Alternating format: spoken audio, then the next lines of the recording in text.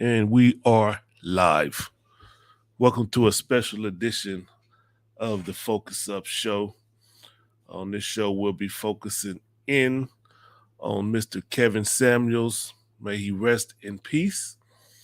So we're going to be doing a somewhat of a tribute where you could come on to the show and speak your piece about Kevin Samuels.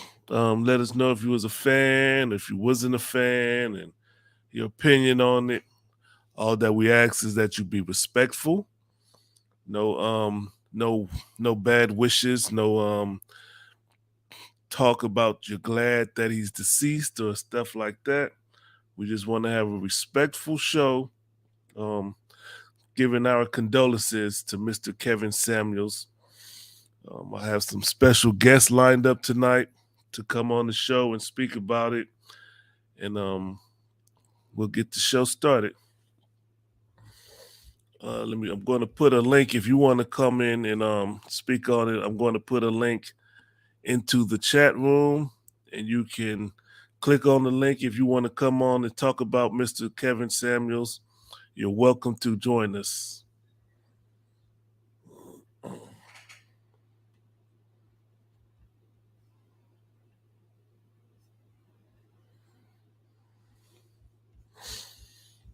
So I'll start by when I first heard of Kevin Samuels was I was watching the Corey Holcomb 5150 show, and I think it was Zoe Williams mentioned his name. I was like, Kevin Samuels, who was that? And so I went to go look it up, and then I saw the average at best video, and I was like, oh wow, okay. It was interesting. It caught my attention. So I just went back and I started looking at other videos, and truth be told, I watched as of lately I've been watching Kevin Samuel videos probably every day. I will tune in. I know he came on like Monday, Wednesday, and Friday. He did his Instagram lives and Facebook lives and stuff like that. And I will always tune in because I work at a night shift, so I was always able to just put him on my headphones and listen to the show live. And he had some good shows. He had some interesting commentary. His perspective was very interesting to me, and I respected it. And it helped me to see, like, man, okay. And it made me want to step my game up as a man, even though I've been married for over 20 years and, had raised a family and, kept a secure family, not out there with baby mamas and things like that. But there's always room for improvement. So I always looked for what can I do to improve it or make my situation better, and am I on point as a man? So listening to him and watching it, those were the things that what he spoke about always made me feel like, man, okay, I need to step my game up, make sure I'm on point. And the way he talked to women to me was respectful. And somebody being brutally honest, sometimes that's the best way to deliver the message. I know a lot of people did not appreciate it. A lot of women saying he was a misogynist or he was this and he was that. When truth be told, all he was just a man expressing himself, giving his opinion. And I mean, to me, I don't. It ain't no. I know they say it ain't no offense when telling the truth. You know what I'm saying? It's not offensive. You telling the truth. You telling the truth, and that's what he did. He told the truth, and I appreciate it. So I'm trying to wait for my guests to come on in. I got a bunch of people lined up. But while we waiting, let's check out some of his videos or some clips of Mr. Kevin Samuels, because he has some interesting parts. Let's just take it back to the average at best. Average at best. This is the one that got him going or set him off or made him, made everybody like, whoa, who is this guy? The one that garnered him all the attention.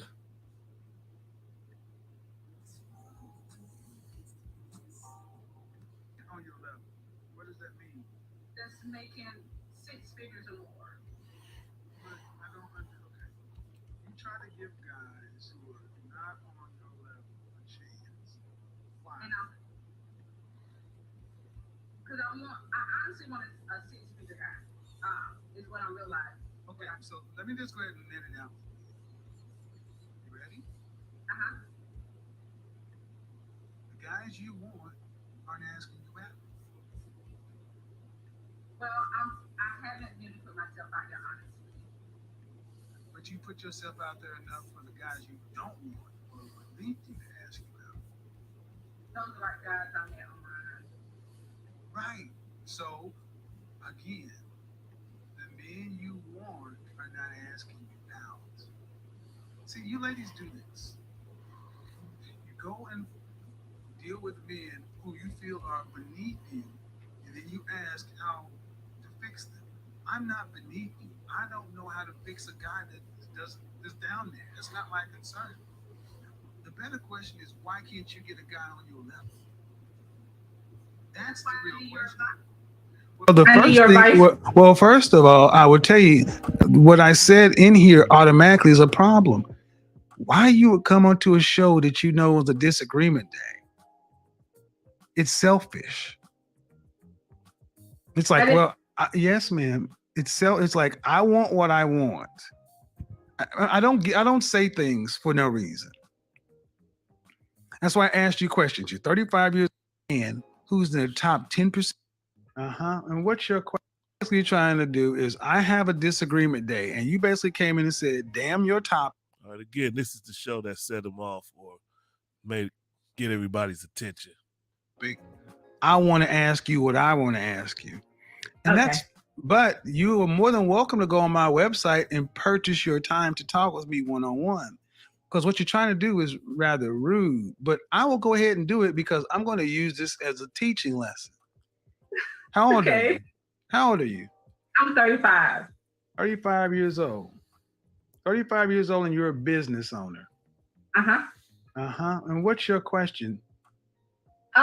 So my issue is, well, I want to know at what point when I'm just meeting a guy, do I tell him that I'm a business owner? Because my problem is that when I try to date down and the conversation comes up to where I own a business, the guy is either like, hey, can I come join in on you on that business?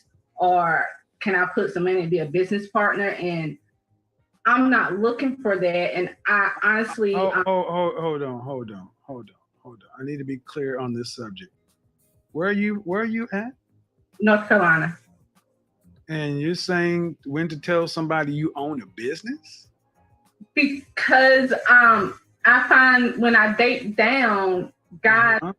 see an interest and want to be like a business partner. And I'm learning that maybe I need a high value man because that's what my dad. Well, first off, ma'am, I really don't understand.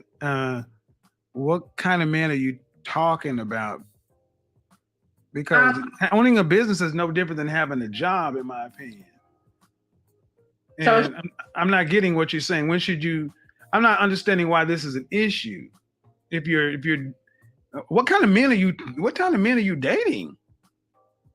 I try to give guys that not Yeah, up a you chance. try to do what? I try to give guys that's not on my level a chance. Why? What do you mean on your level? What does that mean? That's making six figures or more. But I don't under. Okay, you try to give guys who are not on your level a chance. And Why? I'm because I honestly want a six figure guy. Is what I'm realizing. Okay, so let me just go ahead and net it out for you. You ready? Uh-huh. The guys you want aren't asking you out. Well, I haven't been putting myself out there honestly. But you put yourself out there enough for the guys you don't want or beneath you to ask you out. Those are like guys I met online. Right. So again, the men you want are not asking you out. See, you ladies do this. Mhm. You go and deal with men who you feel are beneath you, and then you ask how to fix them. I'm not beneath you. I don't know how to fix a guy that doesn't that's down there. That's not my concern. The better question is, why can't you get a guy on your level? That's That's why the I real need your question. advice. Well, the I need first your thing, advice. well, first of all, I would tell you what I said in here automatically is a problem. Why you would come onto a show that you know is a disagreement day? It's selfish. It's I like, did. well, yes, ma'am. It's like I want what I want. I don't say things for no reason. That's why I asked you questions. You're 35 years old, a business owner. That means you understand what business is, and you know this is a business. And I have a show title, and you said, "Damn your show title! I want to talk to you." But you could have went to my business and booked time to talk to me. But you wanted what you wanted, how you wanted. I'm sorry. No, and I'm using this as lesson. That's the problem with too many of you black women. You don't do shit the right way with black men. That was improper. And when I told you the right way, you still were like, well, whatever. So I'm gonna use this. When was the last time you had a relationship? Like the end of last year around December. All right, again, this is the show that set Mr. Kevin Samuels off. This is the one that people first watched and was looking at like, whoa, what? And then he got all the attention off of this show, pretty much. So we just reviewing it. If you got an opinion, chime on in. I got the link in the chat room. You could call in if you want to speak about Mr. Kevin Samuels. You're more than welcome to join us and speak about it. And then we'll just continue the video. How long did it last? A year. A year. And was that man? Did you go to college? Did I go to college? Yes. No, sir. Okay. And how long have you owned your own business? 9 years. And how long have you been making six figures or more? The last 3. Okay. Why do you need a man making six figures? Because I'm finding out that the guys that I date, it's not working out. What does that have to do with money?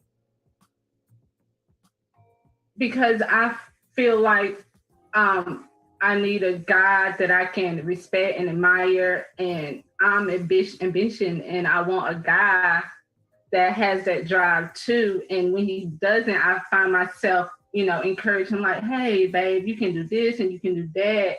And then, all right. So in North Carolina, what percentage of the population, what percentage of men in this country make six figures or more? I think it's like 5%. I'm not closer to 10.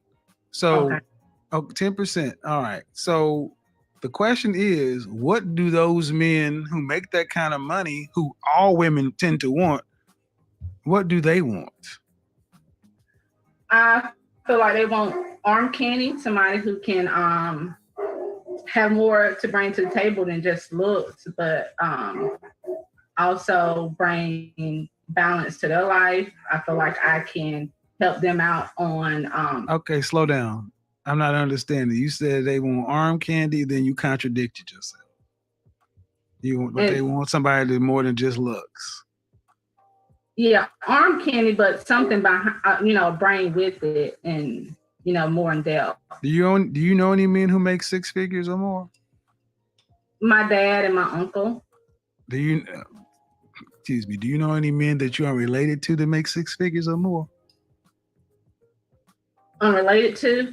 Yeah, men that you are not related to. Not on a personal level. So you don't know them. You don't know what they want, but you want him, man. All right, we go again. We're going over Kevin Samuels. We got our guest in. We're gonna bring our guest in the room, Mr.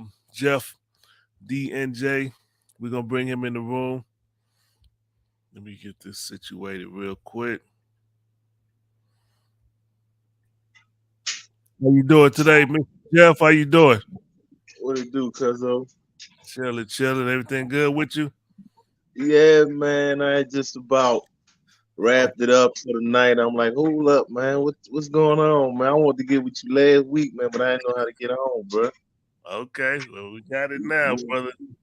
Um, I see, I see. so, so the topic tonight is Mr. Kevin Samuels. Was you a fan or did you follow Mr. Kevin Samuels?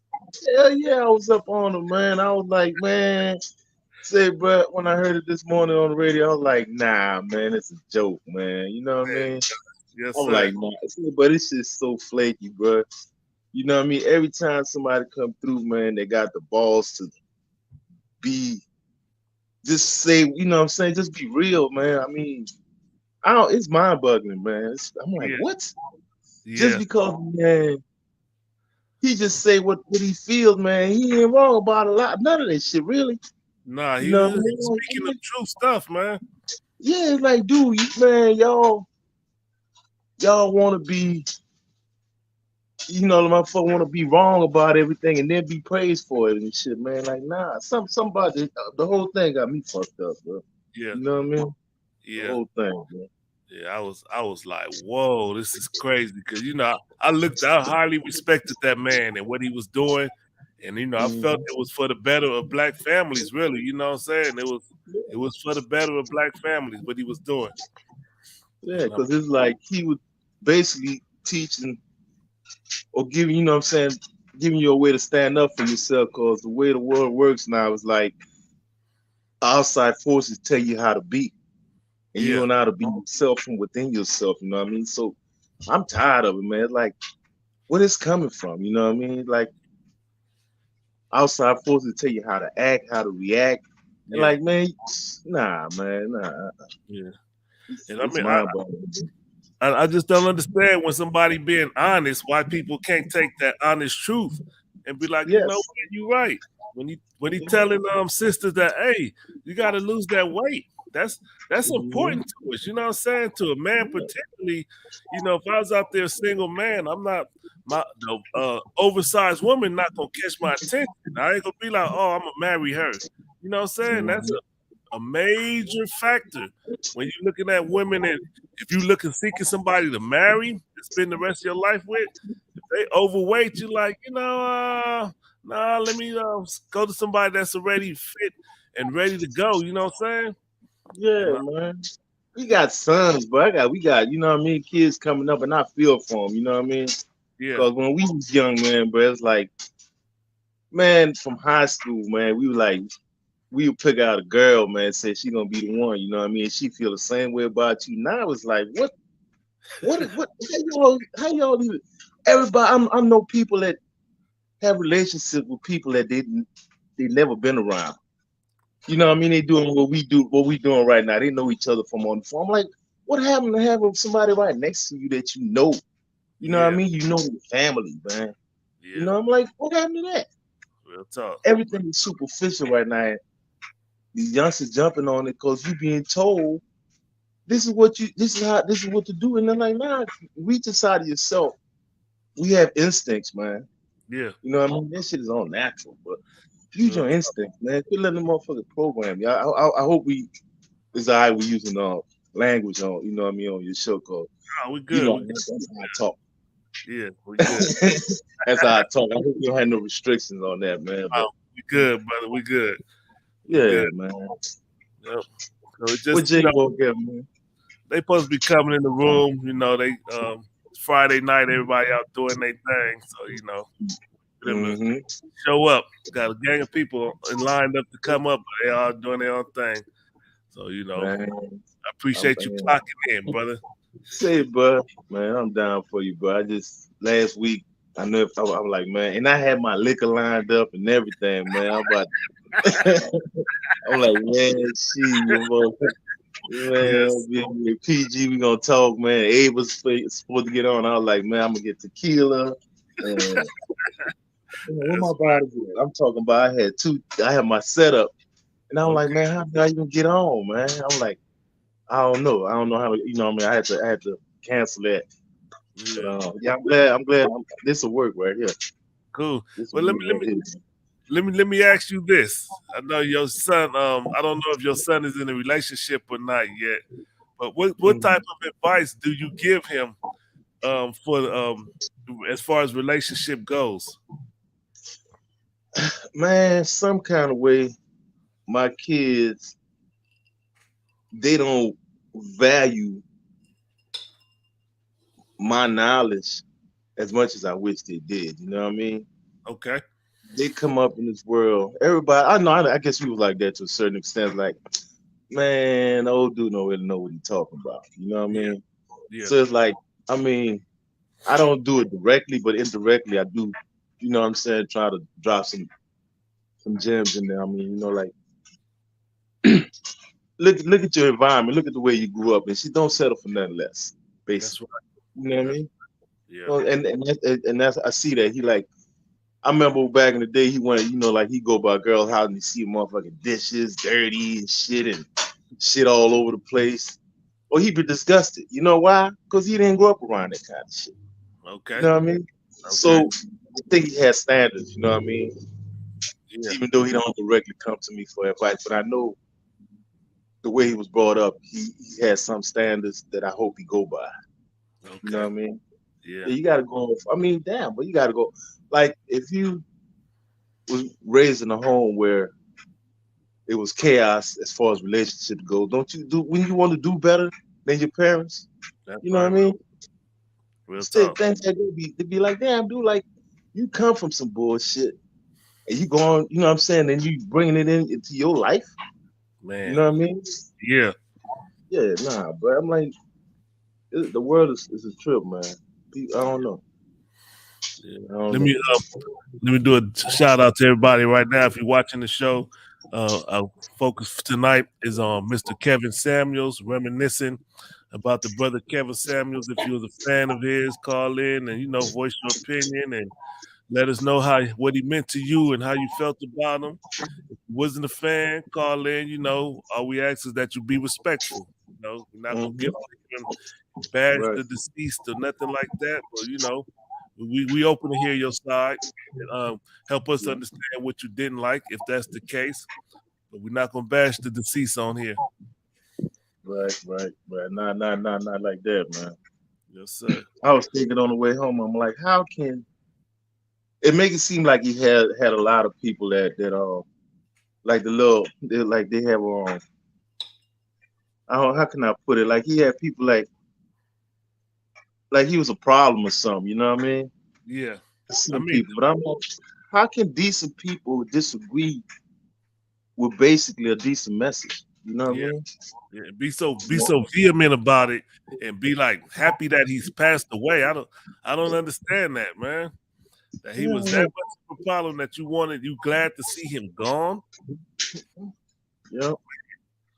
I wish I had a lot of thoughts about it, man. I wish I'd have jotted them down. But Yes, sir. um, Yes, sir. right now we just shooting from the hip, you know what I mean? But Yes, sir. But yeah, but we just being honest, we just speak honestly about it, how you feel about it. And I know all those comments that I was reading about it, people just celebrating his past. It was so disrespectful. Like, man, he affected you that much negatively. he was mainly trying to help black men to make better choices, basically. You know Yeah, what I mean? Because it's like what he's getting, the information he was getting, he was like, man, don't go for that. Don't go for that. You know what I mean? Have some yeah, standards, and that's all. I mean, what's wrong with that? Just have some standards, man. yeah. You know, And I that's mean, all. to another degree, all he talked about, he asked the women first, "What do you want? What are you looking for?" Mhm. I want this. I want that. He got to make over 6 figures. And he said, okay, Mhm. well, based off of what I know about those type of men, this is what they're looking for. And that's pretty much how he expressed it. Based off of Mhm. what I know from these men that I talk to every day, this is what they expect or they're looking for. And he always used to say, if I put you in the room with them, will they pick you? And that's a good ass question to put out there. If I put you in the Mhm. room, you could put me in the room with a bunch of, let's say, Holly Berries and Beyonces. Are they gonna Mhm. pick me? You know what I'm saying? If it's a gang of dudes, are they gonna pick me?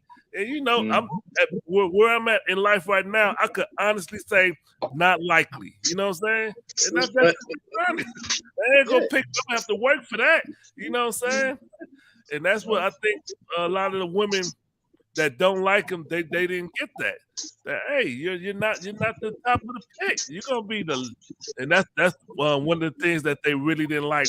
The recent show where he called the women that didn't get picked leftovers. Woo, yeah, yeah, that was the harsh truth. That was harsh truth. He's a leftover, and they hated that one. And the yeah. day I'm talking about is women that couldn't accept that truth. That's all I'm saying when I say they. It's like they don't take inventory of themselves or their own surroundings. You know what I mean? Because you generalizing, but what about you in particular? That's what I be Yeah, wanting to know. You know what I exactly. mean? Like, man, you Exactly. generalizing, man. What about Exactly. you in particular? Woo, man. What's your background? You know what I mean? What? What's your family structure?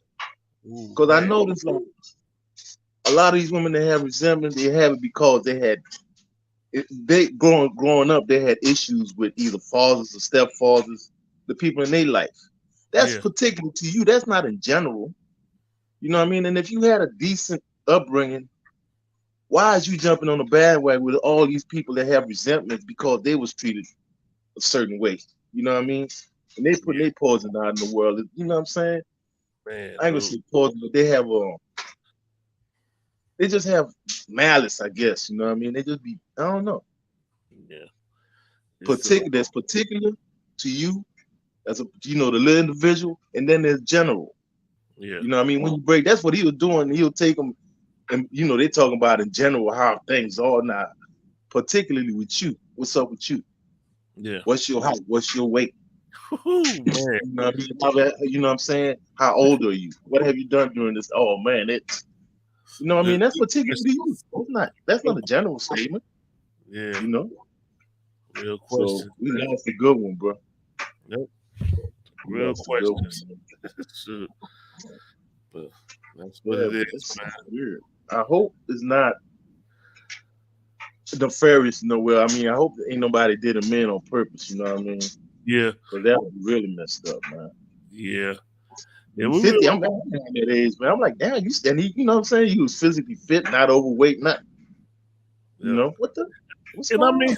stuff happened like heart attacks. Though that's pretty much hereditary, ain't it? You could do your best, but you can still succumb to that. You know, if it's hereditary in your family and stuff like that, it is what it is. And you know, we all got that day where we're gonna be gone, and you know, and me personally, I don't try to look deep into it or if he was set up because I don't think it was to that degree where somebody would set him up to kill him. You know, I just look Yeah, at him, yeah, he passed away, and you know, yeah, I'm, I think I am kind of I'm not gonna say glad, but I rejoice in the idea that because I saw people posting, well, he died alone. He wasn't married, so he died alone.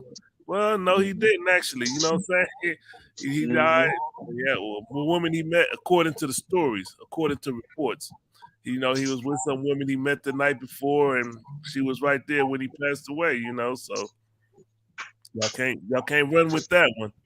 You know, yeah, but no, it's. I don't know, man. Every time, everybody that has the balls to tell the truth, tell Yeah, it like it is, yeah, man, you get slammed in this society, man. In yeah, today's society, I'm like Dave Chappelle, for instance, man. yeah, He makes some statements about gay or whatever people, man, and man, they've been trying to tear the man down for the longest. You know what I mean? yeah. For telling, I mean, yeah, you're right. You very much right. What's the problem? Real talk. And who are all these people that are against the truth? That's what I want to know. Yeah, I mean, who are you? It can't be, you know what I'm saying? It can't be regular, decent people. I mean, you know what I'm saying? I mean, decency is kind of like a far reach nowadays. Cause it's out of style, all that stuff. You yeah, know what I mean? yeah. Oh, nah, you got to be a little bit shady or whatever. I don't know, man. It's weird, but it's a weird time we living in, Man, the truth hurts. And, everybody got to, you got to be ready for the truth. And you should be able to accept the truth, man. Somebody telling you the truth, they don't want you. You know what I'm saying? If somebody say, "Hey, they don't want you," you like, I have to accept that. Like, okay, that's the truth. What do I got to do to get them? Yeah. What do I got to Take do to get them? take inventory of yourself, Yeah, your surround, your environment, your immediate environment, and that's all you should be concerned about. yeah, You know what I mean? Don't be trying to pick up the flag for the whole world, the whole nation. yeah, Most of that shit don't concern you. yep. A lot of these things are particular. He talking about particular. No, you. Like that one chick you had, I think that was on your screen there. That's the first one I seen where she was like saying, oh, well, I think I'm a 8 or whatever. Like, nah, you about a 5. Yeah, yeah, and What? that's real. Yeah, you a 5. And you got 2, 3 kids, different daddies. Oh, you like a 5. Ooh, man, real talk, man. But you gonna be a 9? Come on, man. Earn that, you gotta You, earn that. you don't tell yourself what you are. Let somebody else tell you, and that's gonna be what it is. And You that know what I that's mean? So everybody, you inside your head with your own, you know what I'm saying? They're living inside their head, man. Nah. yep. And that's what Mm. he's talking about, the open market. It's the open market out there. The particularly men are the buyers. You the seller. Mhm. What you selling? You Mhm. got something that we want. If we don't want it, we ain't buying. I ain't gonna buy no. If I don't want it, I ain't gonna buy it. I'll look at it. Oh, that's nice, and I go about my business. If I don't want it, if I want it, okay, how much did that cost? Okay, got Yeah, you. And I'll lay that price down. You know what I'm saying? That's yeah. one of his shows was what is well, how much does your damn I forgot that word he used. How much does your submission cost? How much does your submission cost? That was a good show. You know what I'm saying? I was watching that like, wow, that's interesting. That was a Yeah, good show. How much does your submission cost? And yeah. he always used to express, you know what I'm saying? You know Yeah. what black men want from you sisters? We want y'all to show us the same respect you show that white boss.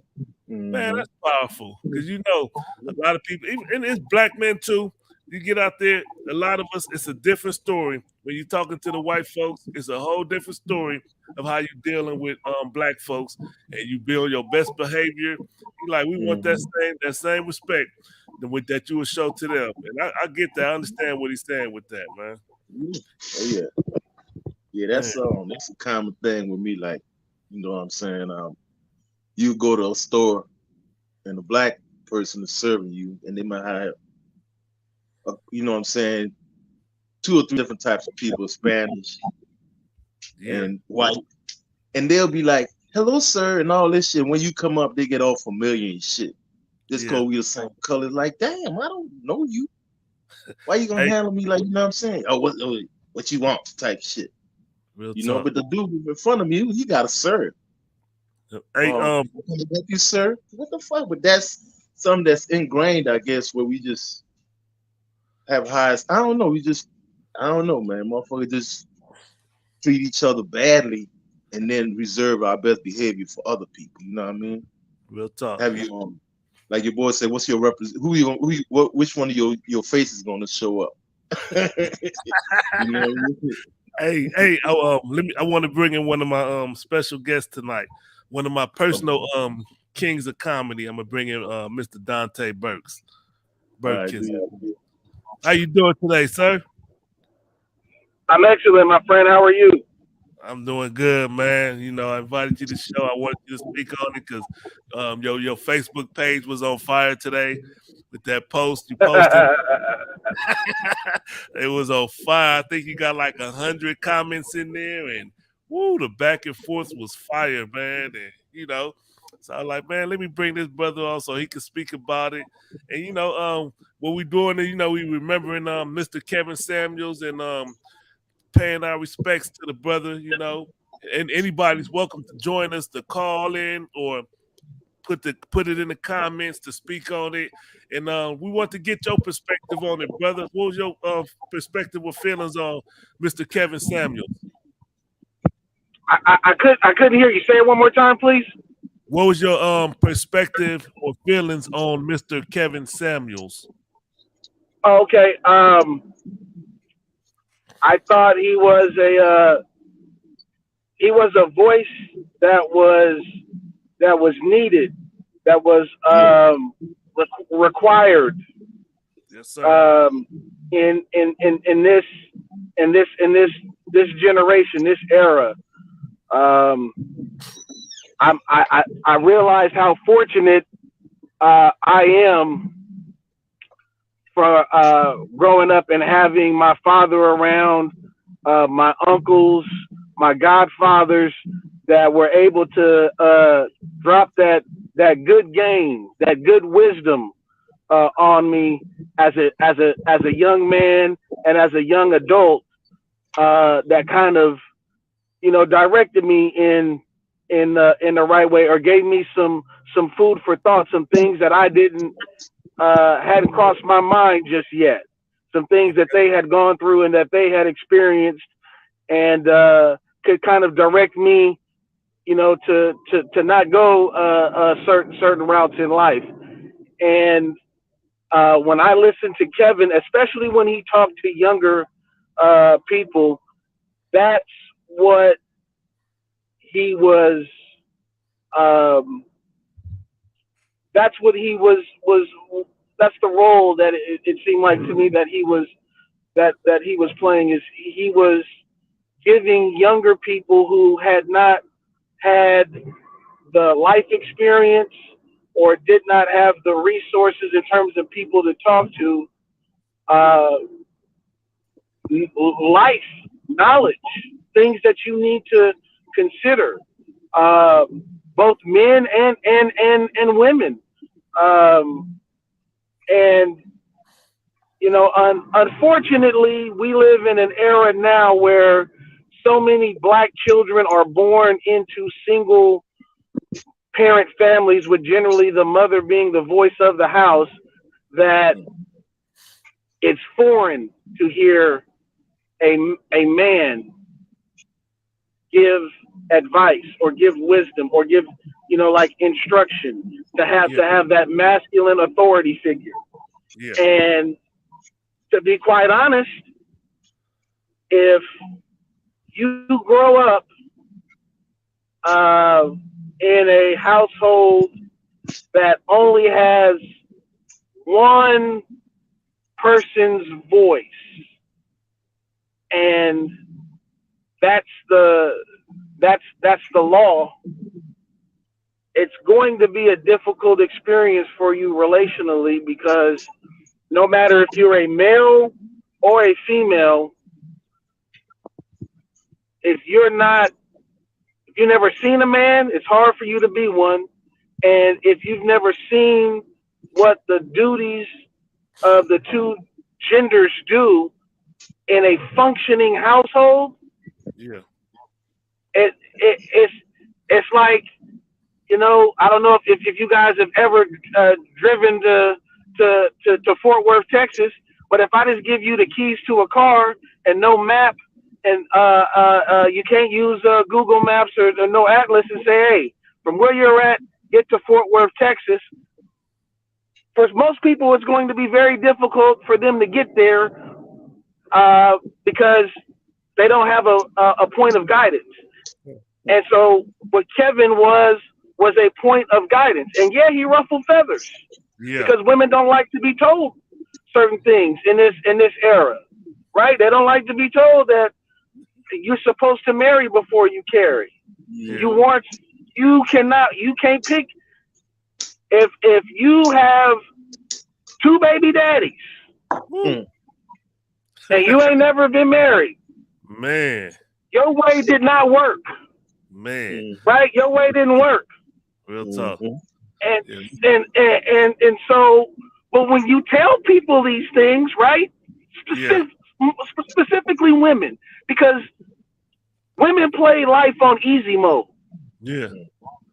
Because I Men think with don't. men, like most men that I talk to who got like a bunch of baby mamas, they honestly know that they be like, man, that ain't right. I was wrong for that. They can laugh about it.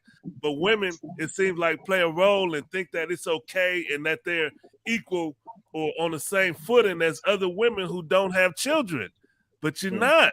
You know what I'm saying? You're just not. It's Right. like, man, I know I don't want to take on other people's children respectfully. You know, it wasn't my thing. And I've been in relationship. I remember when high school, I had a woman. She had a baby, and you know, it was cool. It was fun being with her, but I already knew that that wasn't going to be my spouse. You know what I'm saying?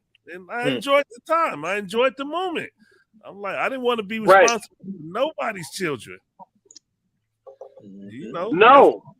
yeah, No. And that is, there's a certain, I remember, man, the first time I had I was in school and I had I heard of a girl that I was in school with got pregnant, and we were like in the 7th grade. yeah. And I remember telling my mom about this situation, and and she said it's going to be difficult for her, right? Yeah. Because like children are a responsibility, both in every way, you know, financially, mentally, emotionally. They're a responsibility, and it takes a people that have the finances, the maturity, the emotional and mental wherewithal to be able to raise a law-abiding citizen, That's right. right? Yeah. And so what Kevin was an advocate of, and like I really understand the pushback against it, because in the black community, 70% of children are born to Ooh, man. unwed parents. Okay. Man. But that's a problem, Yeah. right? If you do not have a functioning family, and if it is norm for you to grow up in a dysfunctional family situation, we are raising dysfunctional people that So do not have, that aren't equally yoked, right? They don't have the masculine influence that so a young boy or a young girl should have. so let me ask And you this. we, You yeah, said that that's a problem. All right. Being children being raised in these households that the parents aren't married, right? Is that what right. you said? Okay. So my question to you is how, or if how did Kevin Samuels help that situation? I think that uh again, what he talked about with younger people, right? Okay. Giving them some information that they haven't thought about. One of the things that he would commonly ask the women was, okay, how many children do you want to have? Yeah. Do you want to be a wife? Do you know what it means to be a wife? Yeah. Were you raised to be a wife? Do you want to pay significant bills after your child is born? Yeah. Those are questions that young people don't consider. Hey, I wish I would have had those questions posed to me before I got married, because those are things I didn't even think about. I just knew that I love this woman. I want to be with her. If I'd have been like, how much does it cost? What do you got? How much should you make a year? You know what I'm saying? To be comfortable in life. You know what I'm saying? And Right. if we don't know to ask those questions, we're not gonna answer. We just gonna do what we're doing, and whatever happens, happens. But man, so when he Correct. asked those questions, it was like I always bring up T.K. Kirkland, the comedian. He always said, like, you shouldn't even be thinking about getting a woman if you ain't got $10,000 in the bank. And I'm like, Right. Who raised you? exactly. That's a good perspective to look at. You got to have some money in the bank. You want to get with a woman, you got to be able to protect and provide. Real talk. How you feel Yeah, about it? well, it's all about like you're being taught like priorities, right? And Yeah, that's where that fatherly wisdom, that uncle and grandfather wisdom comes from, where um if do you know how much it costs to have a kid? man, real Do you talk. do you know how much it costs to uh do you want your child to grow up the same that you grew up, or do you want them to grow up better? Because it's amazing how people will plan for their wedding Yeah, or all of these other things, plan a party, plan a baby shower, but don't plan to like, how are you going to take care of this baby man, real talk. when Real he talk. when he or she is 18 years old?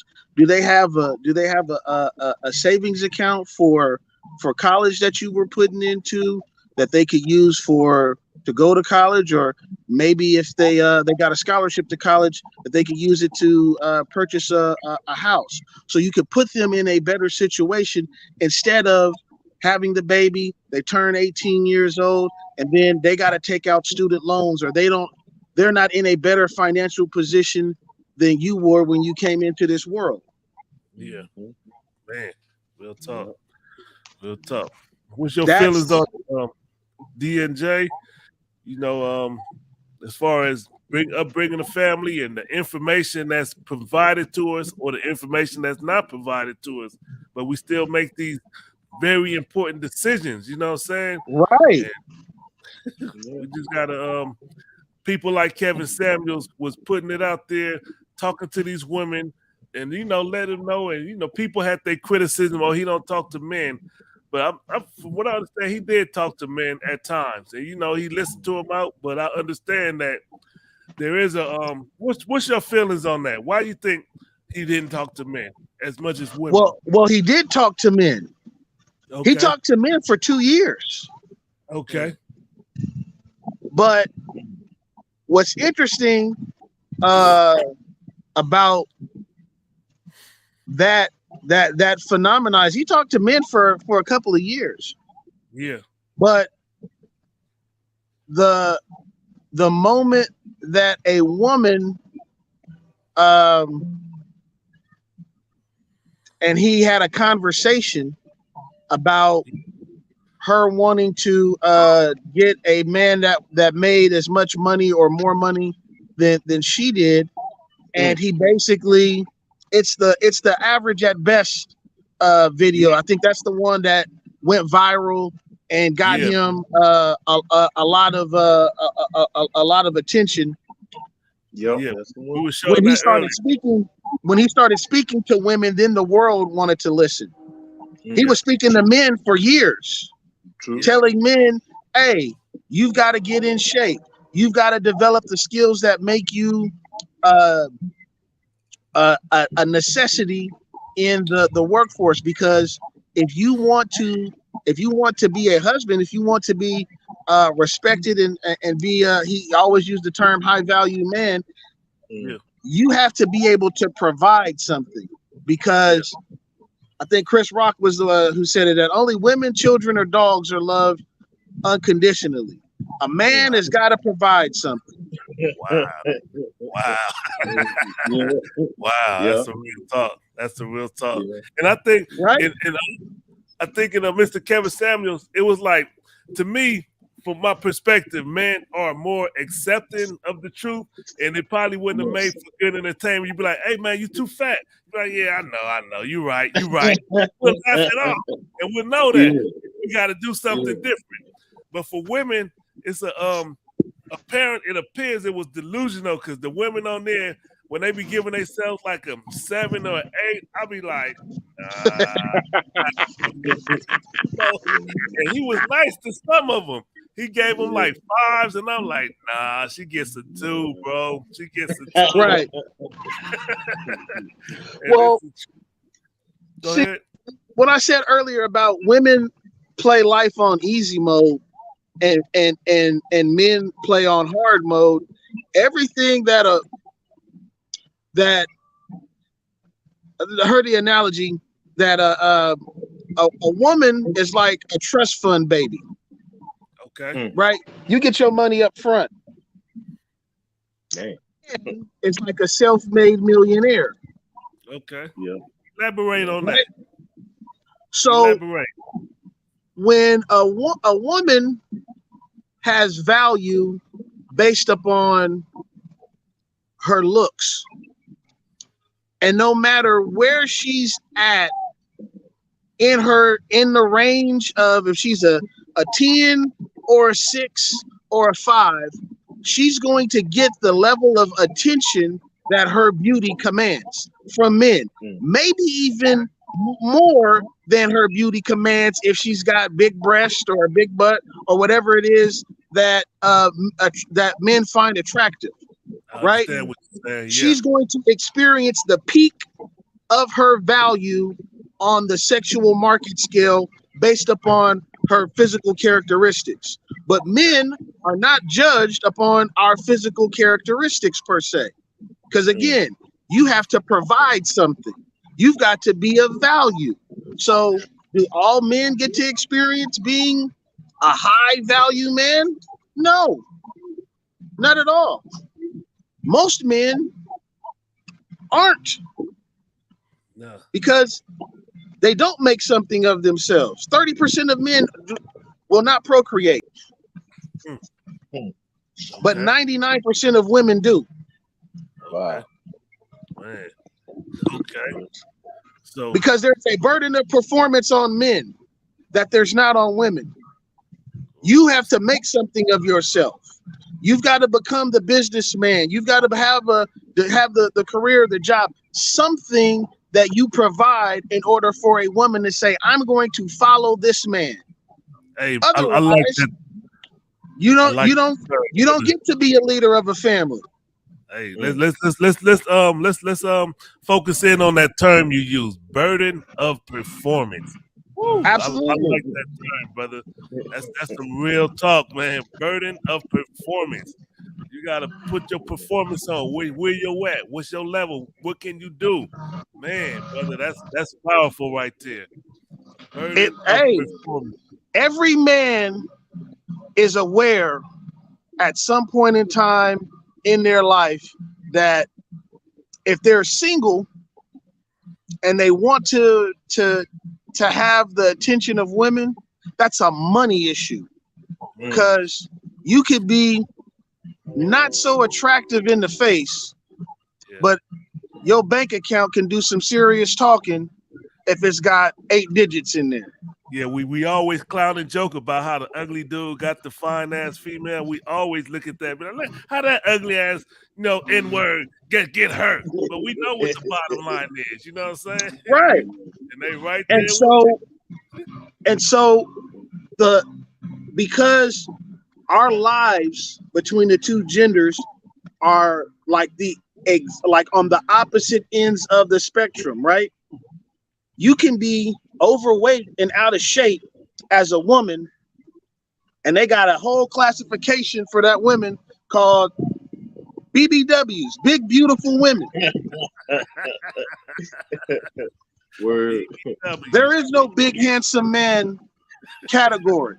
You're out of shape, you're fat, you need to get yourself in shape, or otherwise you're not going to get any women. Yeah. Because there is a burden of performance on men that does not exist with women. Life is much harsher to us. Jeez, man, real talk. Real Yeah. talk. And we up for the challenge, man. We up for the challenge. We take it on, and Hey, that comes apart. That's that whole manhood thing, man. It's a process. You develop into the man you become. That's why women can't be heroes in movies, because the hero's journey is a masculine journey. Ooh, man. Okay. You can't have the female Karate Kid movie. Ain't nobody gonna buy that. They're selling it nowadays, though, man. They really are. They're selling the strong female lead a lot nowadays, and that bothers me. Who's going to believe that? Hey, but I watched get the your ass kicked. You got to get bullied. You got to get knocked down and learn how to get up. Queen Latifah for the Equalizer. Yeah, I'm saying they're selling strong. The last 5 or selling 7 it. years, man. They They trying to sell selling it. the strong female lead in everything. And I'm like, this is not normal. You know what I mean? This is not normal, bro. You know? Who you I was selling this to? I was watching that Who Equalizer. buying I'm like, this is not believable. You know what I'm saying? I love Queen Latifah, but that show, it? I was like, hey, she ain't that slick and cunning. Because Yeah. even, No, I mean, I used to tell my wife and daughters this. I don't care how small a man is. He has the confidence that he can whip a woman's ass. And I don't yeah. care how this He don't have to know no karate or nothing. nah, You know what I mean? it's Just just let brute him have strength. that bravado, Yeah. that confidence, man. And we need The, that. the hero's journey is a masculine journey. Yeah, Mm-hmm. It is. Yeah. There's nothing. Women don't have to do that. yeah.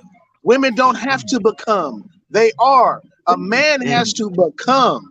Yes. Yes. Yes. Yes. You're And right about so when you have this man telling men that, hey, you have a burden of performance on you in order to become a man of value that people are going to respect and that a woman will follow.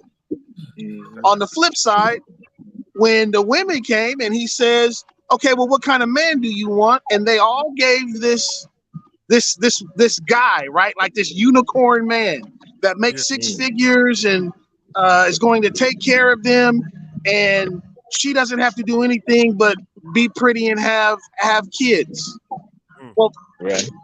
or she wants to be a boss like him, and I don't know where they come up with this power couple like fantasy that like they're going to start some Amway business and both be multi-millionaires and run like a stay-at-home business and be multi-millionaires. But that's Take over just the not world. Man, that's not realistic. real talk. Real talk. Yeah. That's the truth. I don't know, man. It's like people being remotely controlled, bro. You know? Yeah. It's a So remote control. Man. let me ask y'all brothers this. So now with the passing of Mr. Kevin Samuels, you know what I'm saying? Mhm. Me personally, I looked at him as a beacon of light, and he had the potential of improving the condition of the black male and female relationship. And I mean, Yes. is there someone else out there? And I'm not. This ain't talking about who gonna take his place or the new leader or the new whatever. But is there? Where can young black male and females turn right now to understand or get an idea of what needs to happen and where do we need to be at as young couples? You know what I'm saying? As a young couple growing up, who can they turn to? Dang. He's irreplaceable, man. Yeah, You know what I mean? He's irreplaceable to me. I'm like, and then if somebody tried to, follow him and try to imitate him, he's not gonna get the same respect. You're gonna, you know what I'm saying? You can be shunned, you yeah, know. Once when the leader comes along, it's hard to replace him, and you can't imitate him because people not gonna take to that. yeah. Right, So they're right. not gonna take to that. You could be talking just like him, and I mean, he was classy. You know what I mean? You come on with a suit. You know what I mean? You know what I'm saying? He had that look.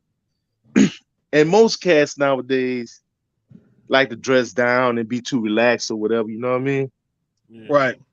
I was down like, damn, dude. You know what I'm saying? But I think people go to church in jeans nowadays, man. It's good. It was good to see a brother dress up. You know what I mean? Is the church? The church and the mosque, are those good good ground or foundation for the black family? Are they? Do No, they? You say no? I think Okay. I think they cater too much to the people. All right. So, You know what I Mr. mean? Burke, it looked like you were saying yes.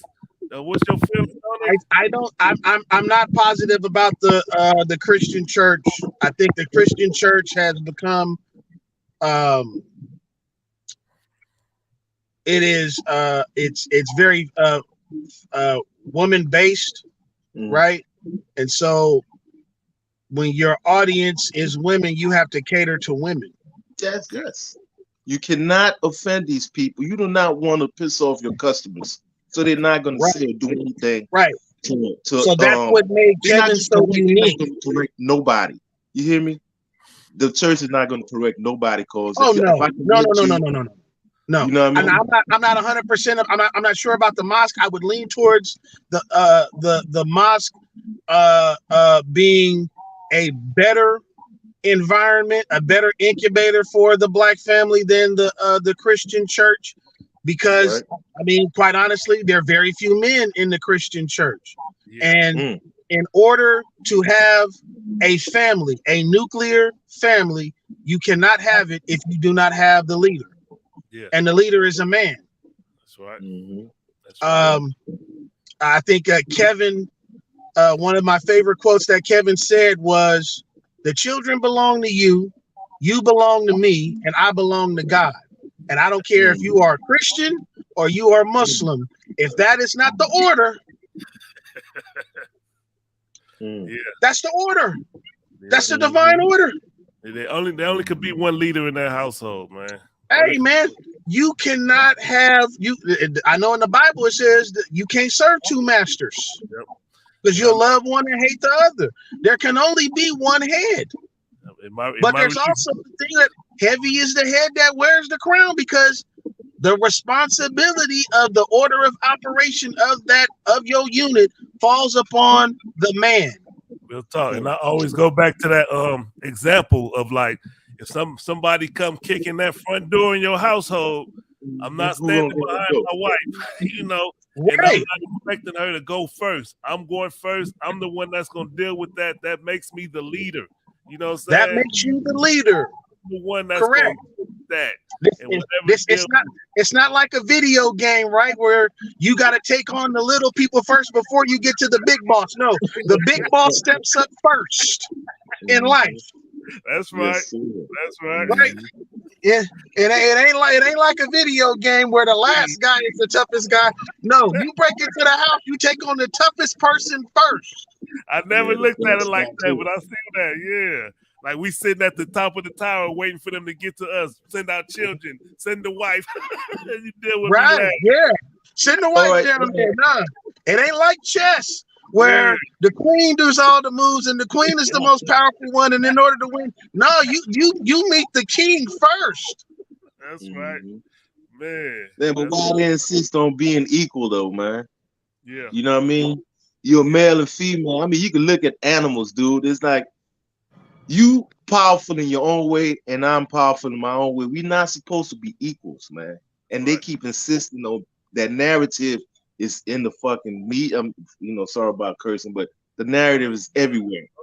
And that's dangerous. Like, it's very dangerous, because no, we're not. We're different. And what women want is it's something that's very dangerous, because we're men, right? It's in every religious text. It is better to dwell on the corner of a rooftop than live with a contentious woman. It's in Proverbs 3 times. God right? damn. So it's men. So wait, it's men from thousands of years ago that had figured that simple concept out. Yeah. I'd rather live on the corner of a rooftop than to live with a contentious woman. Damn. Yes, sir. So man, that's powerful. If guys from that long ago were able to figure that out, and women, because the only place that this happens is in America and in Great Britain. Okay. Women are not trying to be the heads of households in Mexico or in Japan or in China, because they understand that there's an order to things, and you know what? It works pretty well. Yes. The problem with what women think they want in America by being equal or being independent is women, generally speaking, do not have the same career earning potential as men do, because men do more dangerous jobs. We work longer hours. We put in the overtime. We don't get pregnant. All of these things come into play when you're talking about a person that chooses to live their life single. Yeah. So women can have children and be single. They can own a house and be single. Women incur more debt by being single and being independent and being the mom than a man does. So what does that mean? That means when that woman gets to retirement age, she does not have enough saved because she was in student loan debt, car debt, credit card debt, consumer debt. If she bought a home, she was had a mortgage. She was not able to save for retirement. Yeah.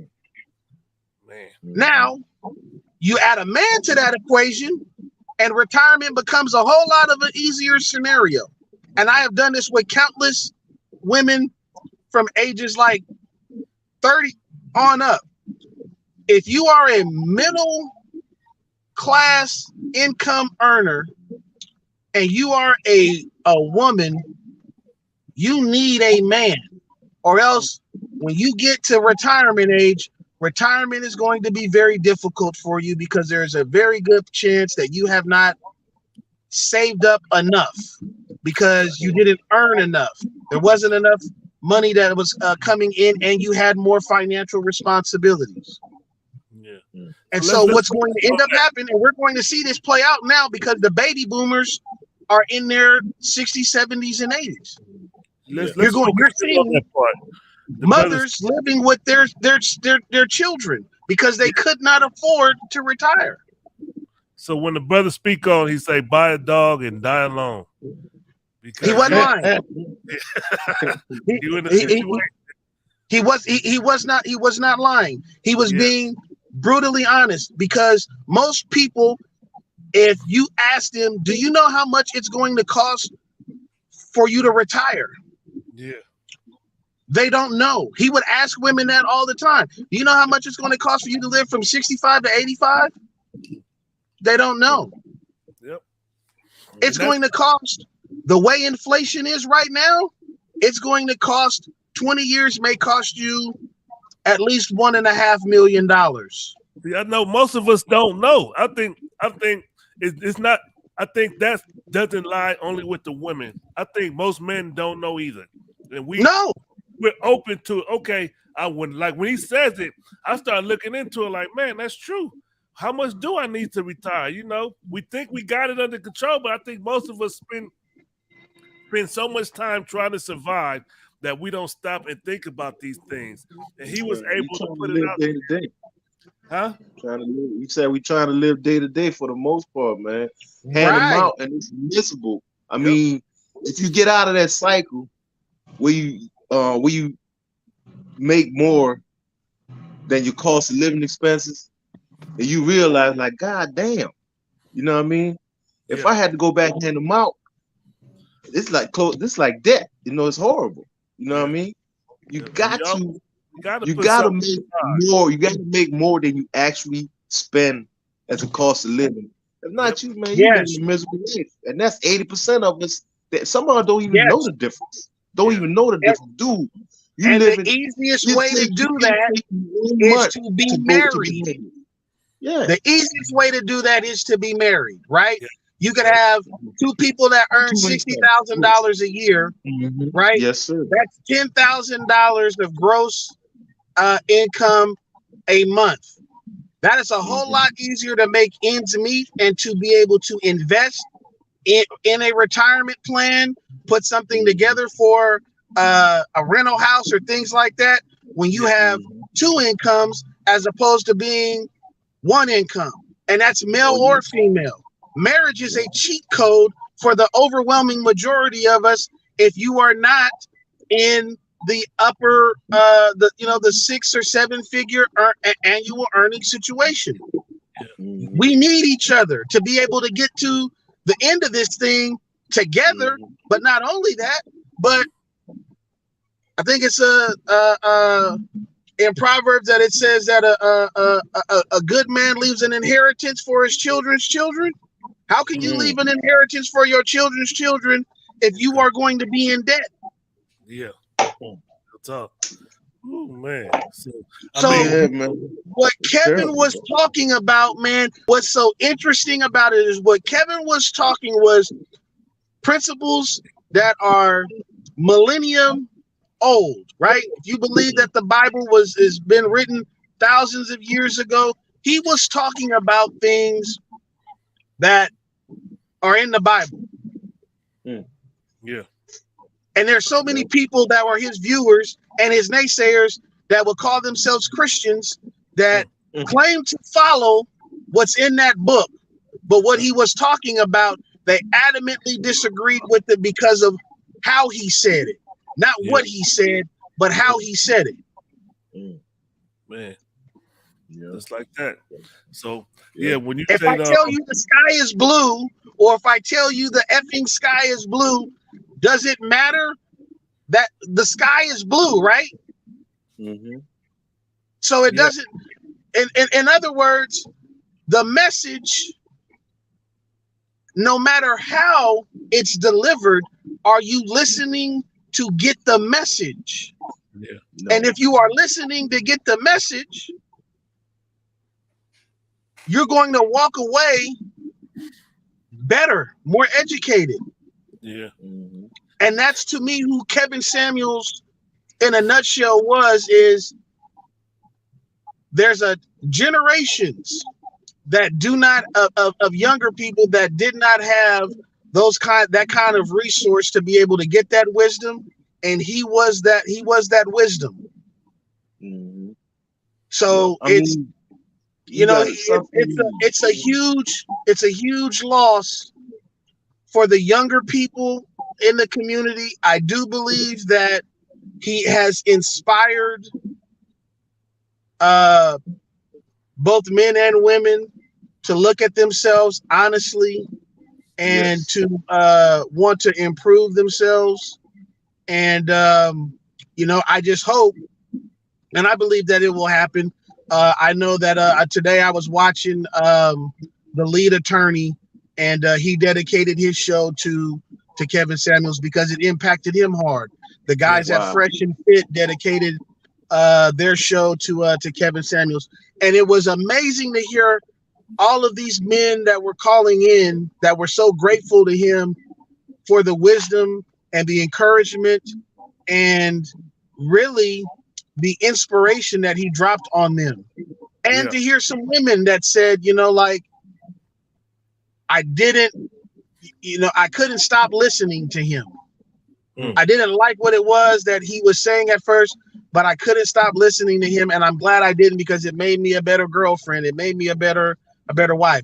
So I got my fingers crossed that he wasn't the only one. I know that there are going to be people that try to pick up the slack there, but um, it there's a certain amount of life seasoning that you have to be able to listen and address things in the way that he did, man. Yeah. So Yeah. I hope that uh, that there will be someone that's similar, for the younger generation that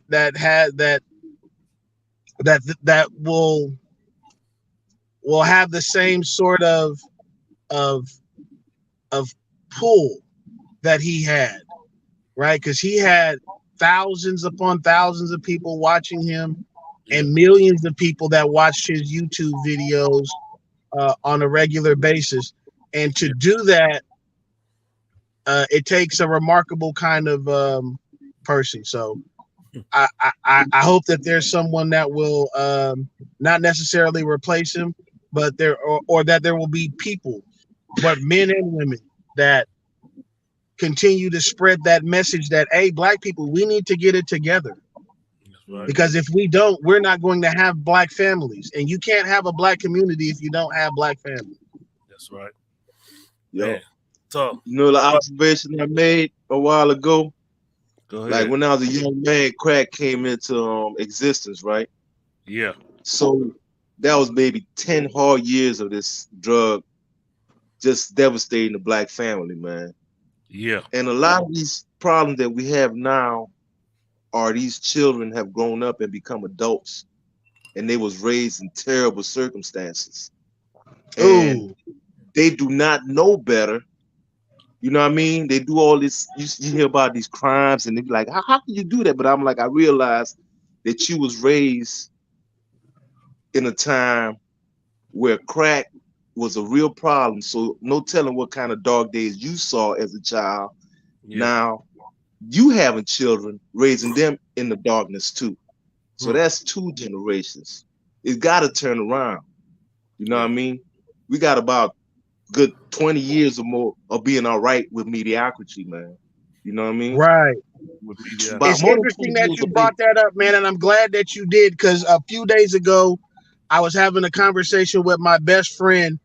Um, just recently, I've been listening to the Chicago rappers and what's been going on in Chicago specifically, and mm-hmm, we have we have we have got to get it together, man, because the situation and the condition that we're in is based upon structure, right? yes, Chicago is why Chicago is because when black men came home from World War II, the black men that were in the military, they were told that they were going to get the GI Bill and they did not get the GI Bill. So they came home from fighting overseas and they could not go to college. They could not get a That was loan to buy a house. done dirty in typical American standard. mm-hmm, So what ended up happening in Chicago was the migration from the south to the north there that happened in the 30s and the 40s and the 50s was because that's where jobs were. When you remove the jobs, now all of a sudden men don't have the resources to be able to provide for their families. mm-hmm. That leads to the formation of the gangster disciples and the black disciples. Mhm. Meanwhile, 2,500 miles west in Los Angeles, the Crips are forming. Yep. Why? Because in Compton, which was a suburb of Los Angeles, white folks had moved there in the 40s and the 50s. When the jobs were there, the jobs left and black people move in. And now Compton becomes one of the most dangerous places in America because no jobs, remove the men from the household because now the government says it's women, infant, and children. The way we'll take care of you is welfare, Yeah. right? But you can't have a man in the house. Yep. So you remove the men from the house. That's a house that is dysfunctional with no discipline. So who becomes the people that the young children, the impressionable ages that they look up to? The gangs. Chicago is the way that it is because of generations of poverty and lack. Because again, if you put all these people in public housing, they're not going to have good schools to go to because schools are funded by property taxes. If people ain't paying property taxes, you're not going to have good schools. Mm-hmm. System. It's the whole system. Linked It's together. just, it was designed to be that way. Yeah. And so we have fallen victim to one generation of poorly educated poverty people begetting another one, begetting another one, begetting another one. Not to mention, let's sprinkle in drugs and guns, right? Because you can't have that level of poverty and dysfunction without adding in drugs and guns because you need some way to be able to supply the prison industrial complex with the product because the governments have contracted with people, the corporations that own prisons. Yeah. And the easiest way to do that is to give them drugs and give them guns, then we can go arrest them. Wow. And so we have to. The problem that I have with us is that too many of us know better because we are aware. It's one thing when you're ignorant to the fact. It's a totally different thing when you know. And so many of us know.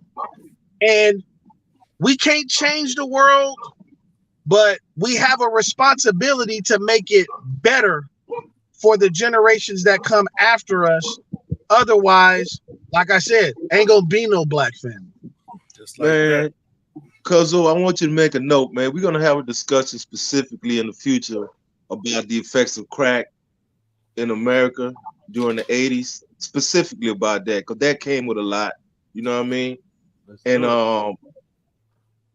a discussion about where you get your knowledge from. Like I know as a child I had, the home knowledge that's basically Christian and going to school and what your parents tell you.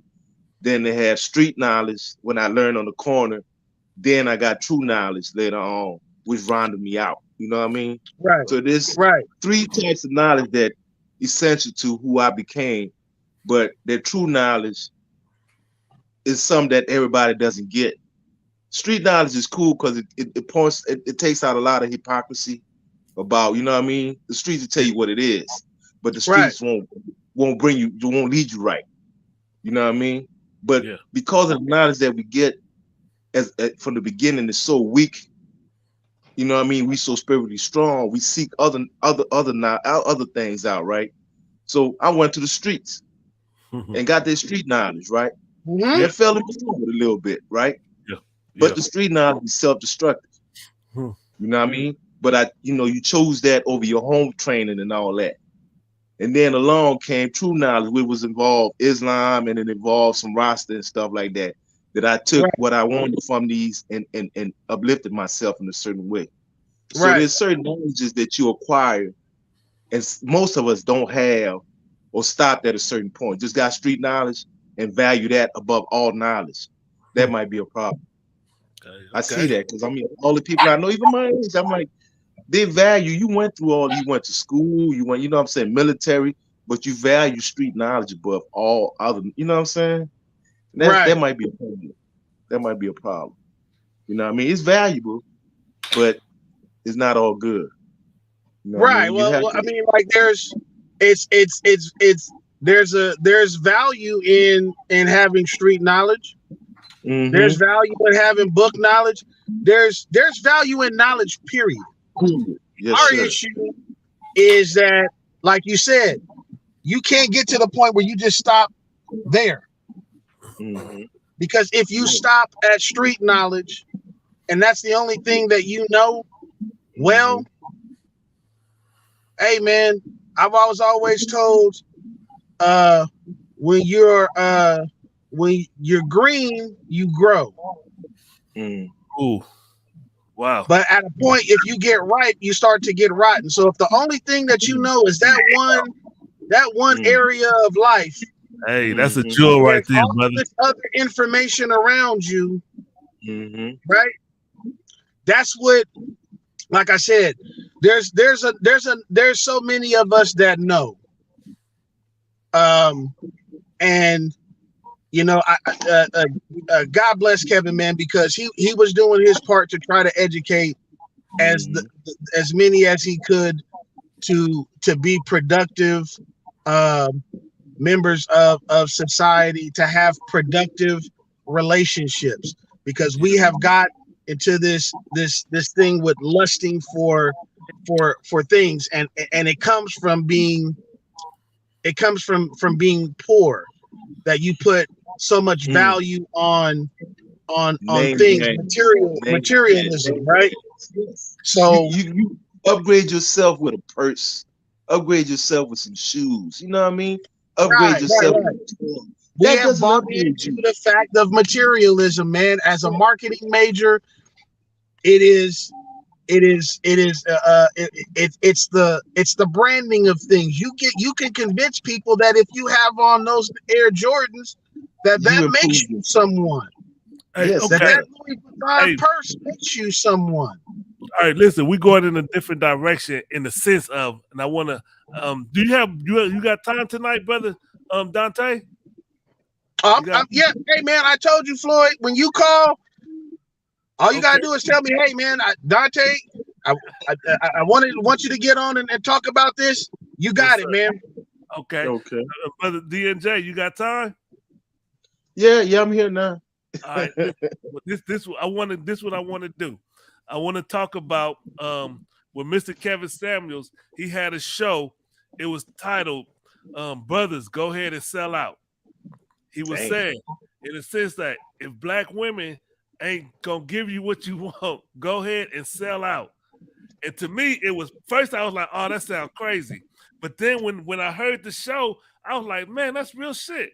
If the women that you are courting or going after don't give you what you want, what you supposed to do?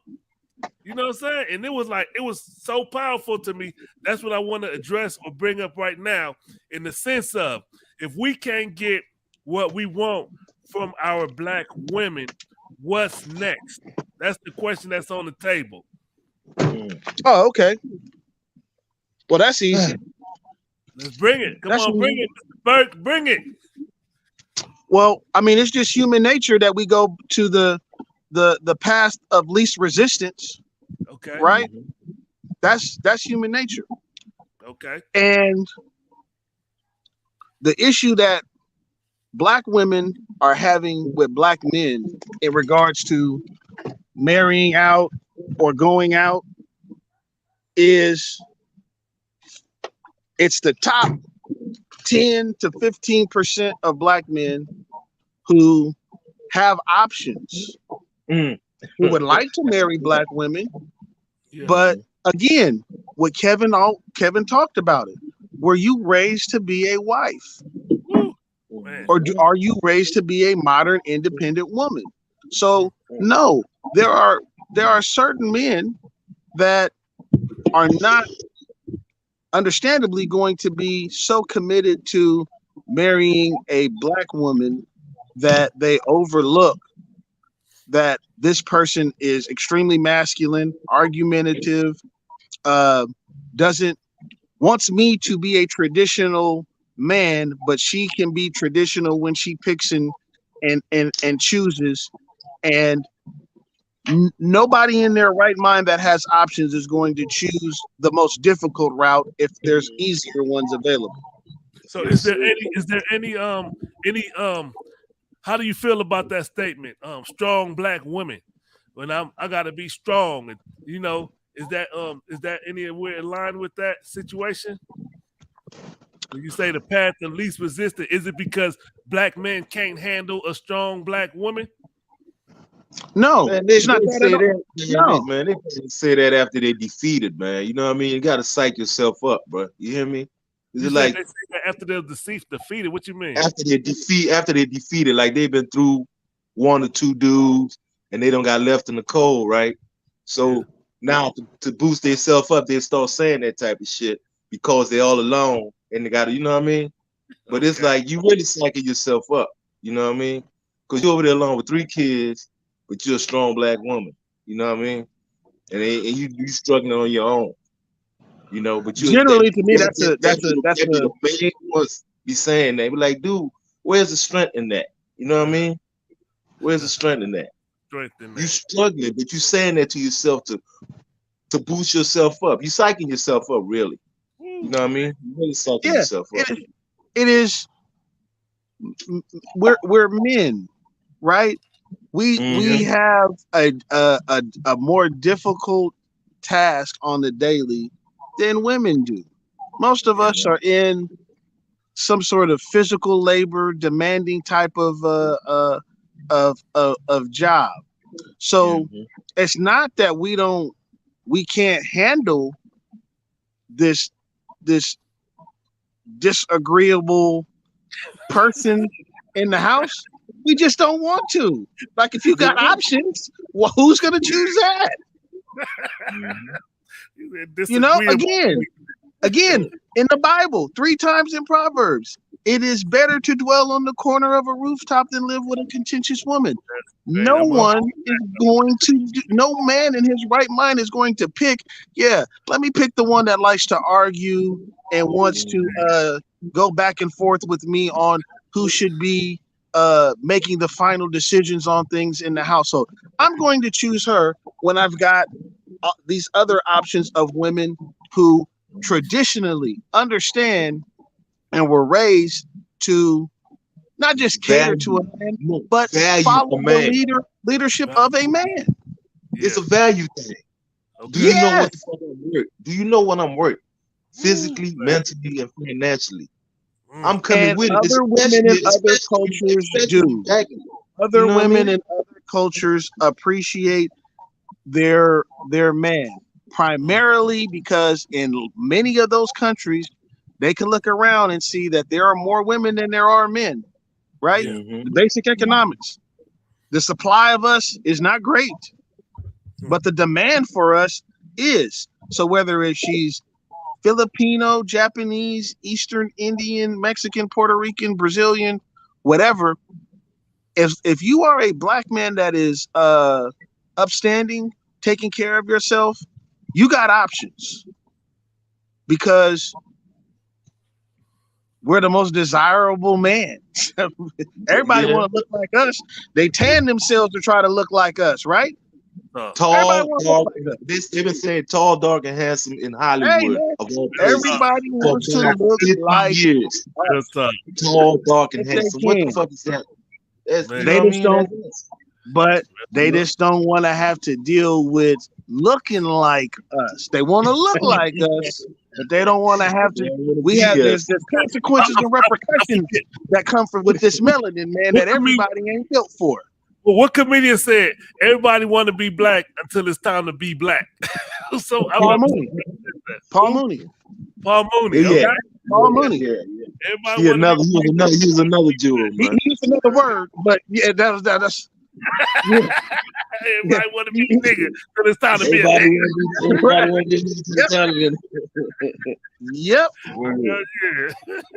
And Hell so, yeah, man, like that's just and I get it, man, because black women have had such a difficult path, and so they want to be, they they want to have like this a value to them that just like Eve was deceived, right? The feminist thing, the feminist movement was between white women and white men because white men was saying that they couldn't vote, they couldn't have the same privilege that the men did. yeah. It was oh man, I want to say so, Jeremy. It wasn't that Women's some suffrage. woman came in and said, "Ain't I a woman?" It'll Oh, come. that's It'll something. come. Who said Damn. that? Yes, it's a black lady. It was a black woman Yeah. That Damn. woman? in the Yeah, she women's was. She went suffrage to movement. they had a confession about that. It was a women's suffrage. They call it women's suffrage. So it Right, was a movement and right. women's suffrage, and there was all these white women, and the black lady showed up, and she said that in public to everybody, like, ain't I a woman too? Ain't I a woman? Yeah, you know what I mean. And that's Damn, when they decided to let black people in or black women in? they had to consider it after that. You know what I mean? Right, right. They had to consider So it like y'all over here just making all this noise. Like, man, that's a woman too. right. That's and so they've felt such a level of disrespect, but the disrespect hasn't come from black men. Mm. Not Where does it like come from? we were. It it's it's come from the system of white supremacy.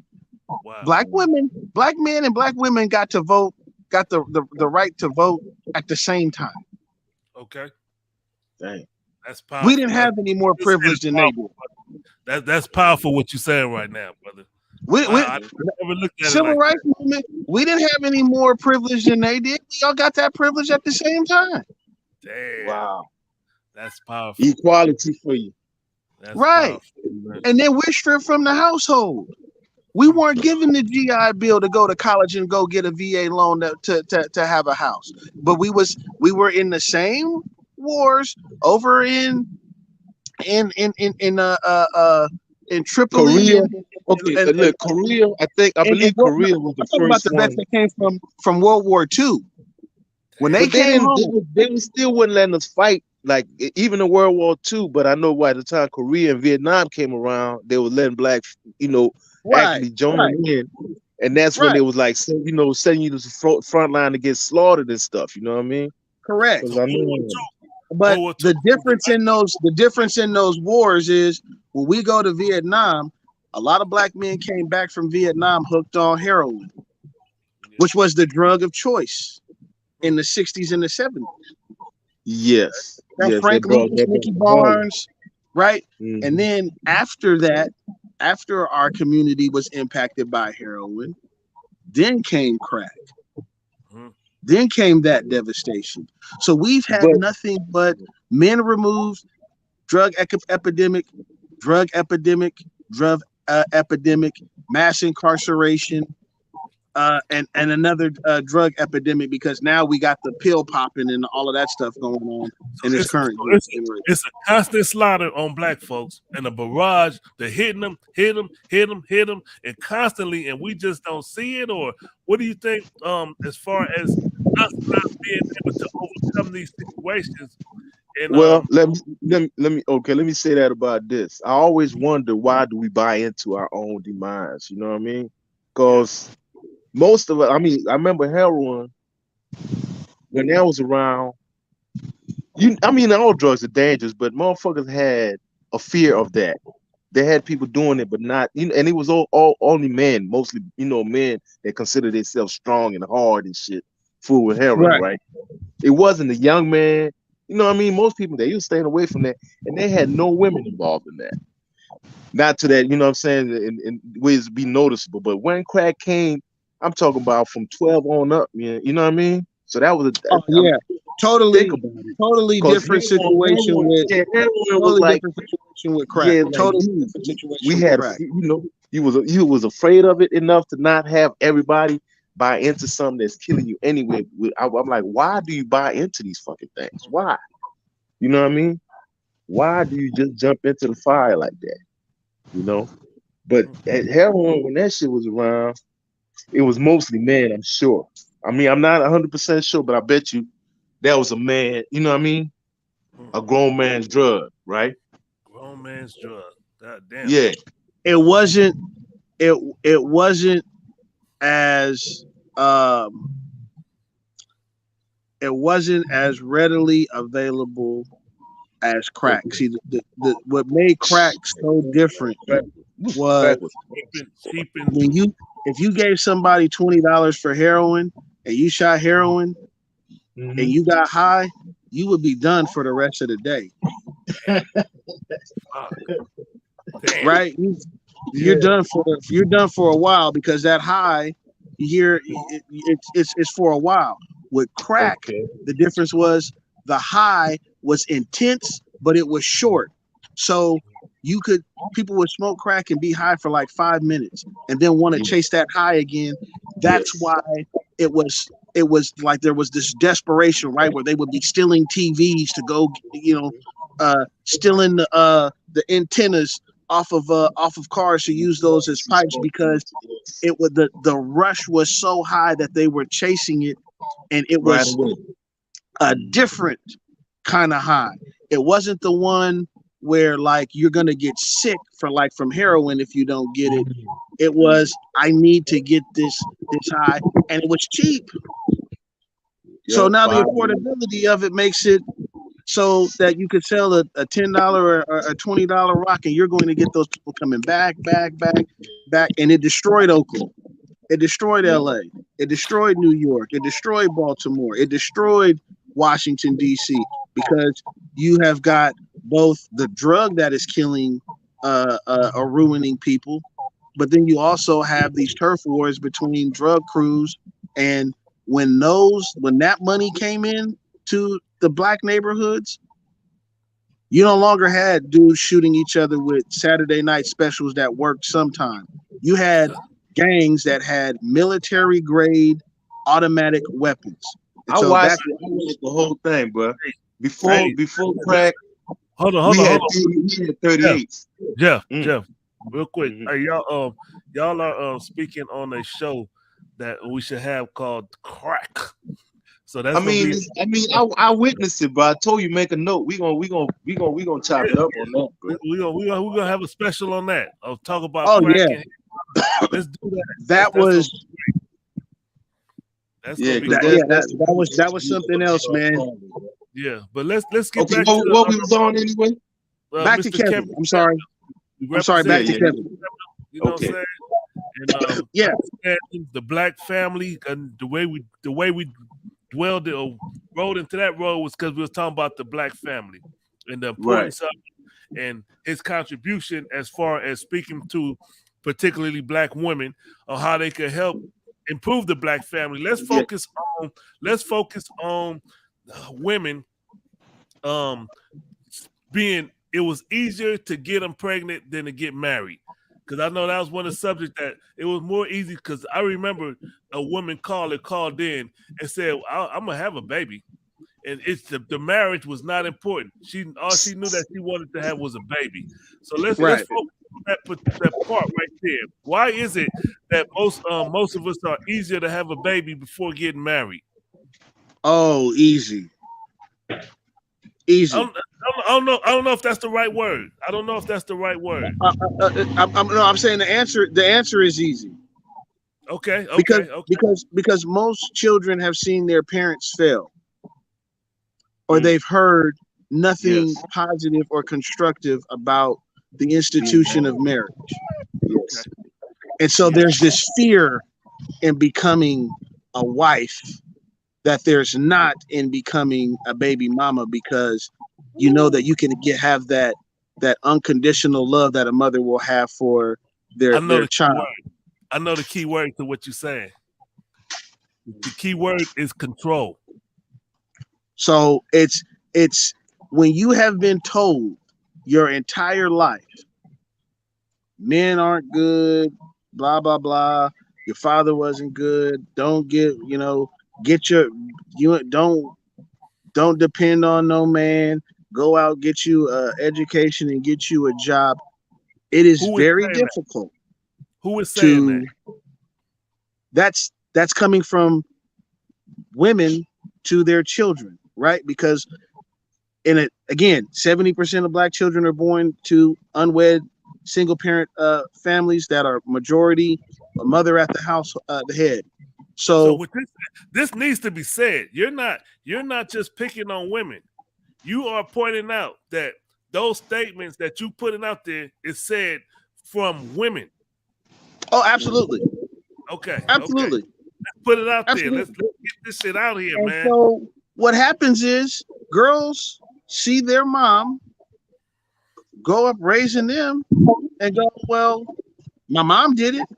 My mom raised me and my sisters or me and my brother by herself, so I can do it. But marriage, like what if he leaves me? What if he cheats? All of the negative things Yeah. that are associated with marriage from a woman's perspective 'Cause that's are that's what, the sorry to reason interject why real quick. we have this generation of baby mamas and not wives. But the brother used to say, Brother Kevin Samuel say women approach relationships from an angle of fear. He said they approach Sure, it with fear. Then like you were saying, the what if he cheats? What if he leaves me? That's how they approach relationships. Is that true? right. I I don't in this day and age, man, when you have so many people um that are raised without having the other half in their lives or around, it makes it very difficult. It just does. Yeah. And on top of that, you have the perpetuation of men are we're optional, we're not necessary. So Yeah. when you train a group of people to think like that, it's going to show in how men are treated, how men are viewed. And on the flip side, because hey, we all was a part of the generation of rap that made songs that it ain't no fun if the homies can't have none, of Yeah. belittling or devaluing women as well. And Yeah. so now you have these two parties of people that don't think very highly of each other, Trying to come but together. yet there need to be dependent upon each other to Yep. procreate and to get through this life. That's Yeah. crazy. And it is a recipe for disaster. That's Yeah. crazy. Damn. I don't That's know, man. crazy. See it. You Yeah. don't value having a partner anymore, I guess. You know what I mean? You don't value what's a man worth? Any man. Why don't they think approach it like that? You know what I mean? You said what's a What man worth or work? worth? What's What you know what I'm saying? Yeah, worth? she gotta be thinking, what's a man worth? What even if you start from the bottom like us, we got entangled early. But your woman saw potential in you, my woman saw potential in me. You know what I mean? And we Right? got in our relationships with the intention of building something better than we had. You know what I Yeah. mean? Yeah. And that was both of us. When we had kids, we were like, yeah, we're gonna be better than our parents. And Yeah. we did. You hear me? Yeah. We got in there with you know what I'm saying? They're like, so you before I was anything, you saw some value in me. You know what I Right. mean? And I lived up to that. And I saw value in you. I'm like, this gonna be a good one. Hmm. You know what I mean? This is a good one. Yeah. If I pass this motherfucker up, I'm gonna regret it. You know what I mean? So it's like when So, you value assess people. I don't know if you know. I don't know if like it's like people don't you don't value you don't even assess the people that you deal with because you have children with men that you hate and he hates you. You know what I man, mean? I'm like, how did y'all make kids and y'all hate each other this much? he hates you. Why did you even man? As soon I mean, all my friends that I know that's on child support, man, they can't stand them women. They hate them and Man, they hate each other. And I'm like, did you ever y'all test each other? Y'all hate each other. What happened? man. You know what I mean? Why do you know? Dysfunction. Do not. Dysfunction begets I think it's dysfunction, on the man. female. I'm gonna put it on the female. Please pick somebody who you think is worthy to fucking touch you and to Mm. procreate with. Stop Yeah. dealing with people that you know you don't like. You know what I mean? So, You, so Well, read that. that's that chicken or the egg thing. Like what comes first, right? So Yeah. yeah.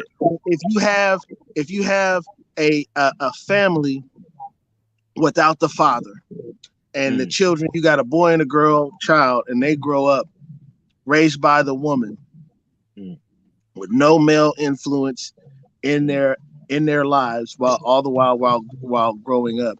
It is going to be very difficult for that girl to get to respect the man. to womanhood without being promiscuous, number one, Mm, because she's always going to be looking for masculine attention that she did not get from the father. A woman's first love should be her father, Hey, because that should be the person, the man that tells her that she loves, or he loves her and she loves him. That should be her role model, because he's going to show her what it looks like when a man loves his woman. hey, mhm, would you bring up a good point? I want to focus in right here. When you say when a woman, let's say high school or whatever, when these young ladies decide to open their legs for a man, in your opinion, both of you brothers, your opinion, what's the key to that makes them want to do that? Why they don't say, I'm not opening my legs till I marry the guy. Why am I gonna lay down and have sex with somebody? I potentially get pregnant. What is the key? The key that will prevent them from doing that? What is, from a man's perspective? It's all three men right now. What's the key that you feel that would stop that or speak on it? I man, think I it. think. It's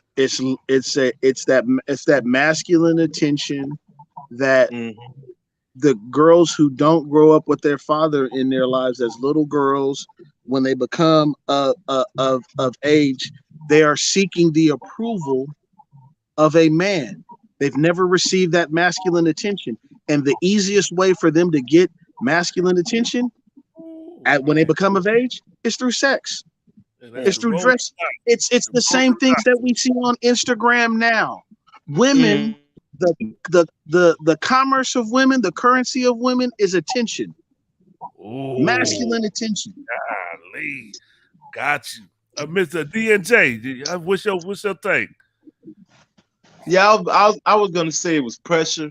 I think it's I don't know. I mean, back in my day, you know what I'm saying? I don't know. You actually I had to like somebody, but now it seems like it's pressure. Like they pressure each other to. So you saying that men pressure women to have sex? No, I'm saying between the females probably put pressure on each other and on themselves Oh, to have sex or to be attached to certain guys. You know what I mean? Because golly. even in high school, you can see more. You know, they start coming through with dudes with cars.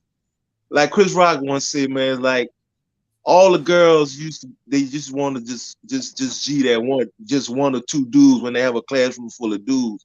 So they have dudes at that level where they're popular and these girls want to attach themselves to that. So they put pressure on each other and themselves. You know what I mean? I think it's pressure. Yeah, It's not there's love. It's not, you know, you're not thinking. there's definitely that in the It's pressure. in the culture. I believe that the genesis of it though is like if one of my best friends has 3 daughters, and he's one of the best fathers that I know. And what I told him was, you're never gonna have to worry about your daughter's mate selection because you have been such an impactful presence in their life. They know what it looks like and feels like when a man loves them. The sacrifices that you have made for your daughters, like the example that you have gave them, they have the roadmap to be able to know, right? Is like, was this something that my father would do or is it not? Because you have shown them that, hey, I'll go all out for you. I'm your daddy. I'm going to be there to defend you. I'm going to be there to protect you. But if you need something, I'm going to be there for you to do it. And that's we're protectors and providers. Okay. Yes. So he gave. It's different when you don't have that. When you haven't seen it, you yearn for it, and you reach out at anything to try to get it. It raises your standards. It's raising their standards when they have a stand-up man. You know, when you see men come and go, that's how you end up not respecting men. You know what I mean? Right. But when they have a man around that's a man, and then in a good capacity, let's say, so they were like, well, I shouldn't settle for nothing less than this. You know what I mean? Because I got 3 daughters too, but none of I got a 20-something-year-old, you know what I mean? And they just don't sleep around and just go with anybody because they know, you know, like they got high standards. That important factor is the male figure in their life, that father figure. Yes. Okay. There's nobody like dad. Okay. Yes. Right.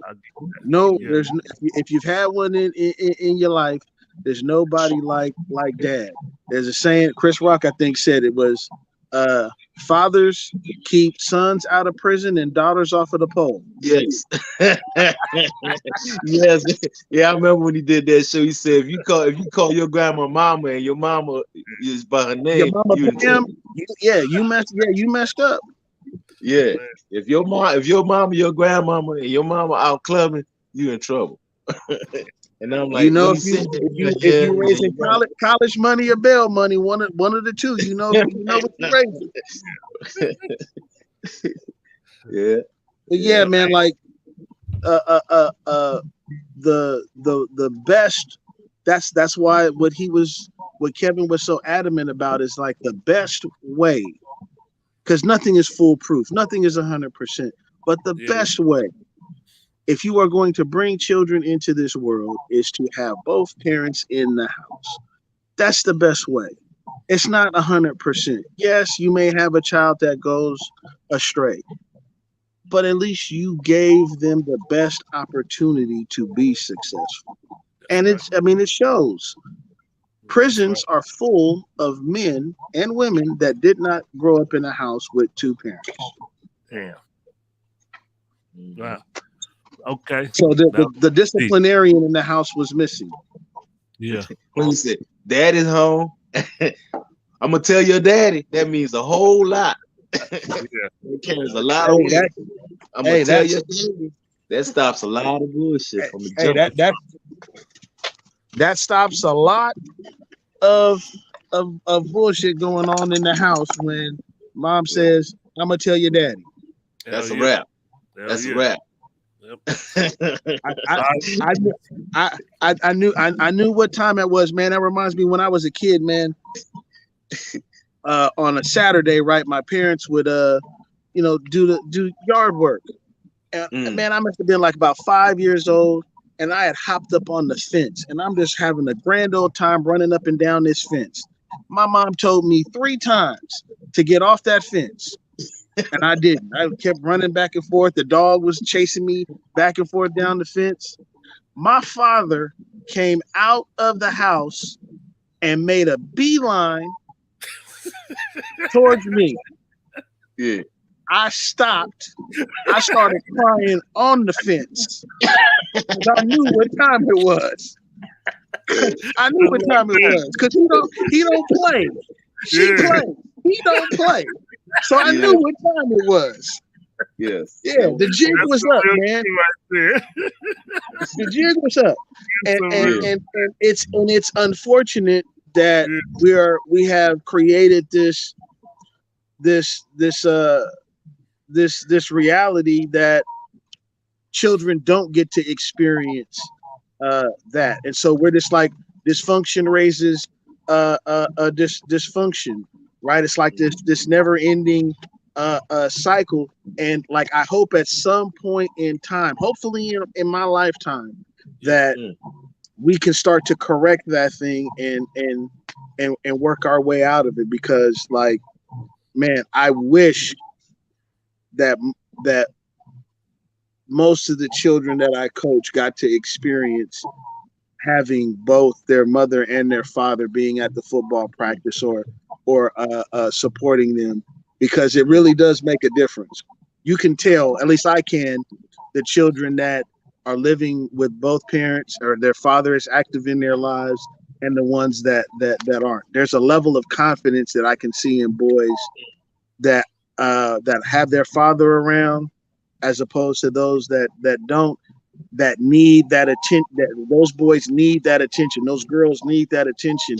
They show out, they act up to get that attention that they're not getting at home. Man, that's a beautiful thing, brother. That's you touched on that as far as being a coach to these children, man.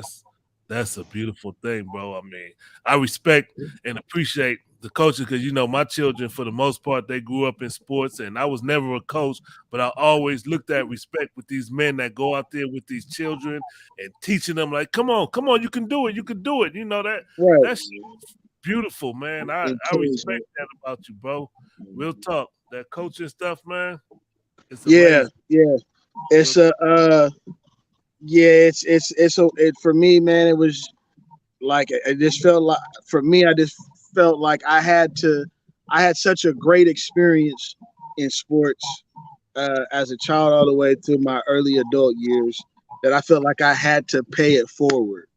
You know, okay. I had to be the coach that my coach was to me, the mentor that my mentors were to me, in hopes that when the guys that I've coached, when they become of age and their time on the field or on the track is done, that they will that they'll reach out and give back, and continue that thing moving forward, man, because sports is supposed to set you up for life.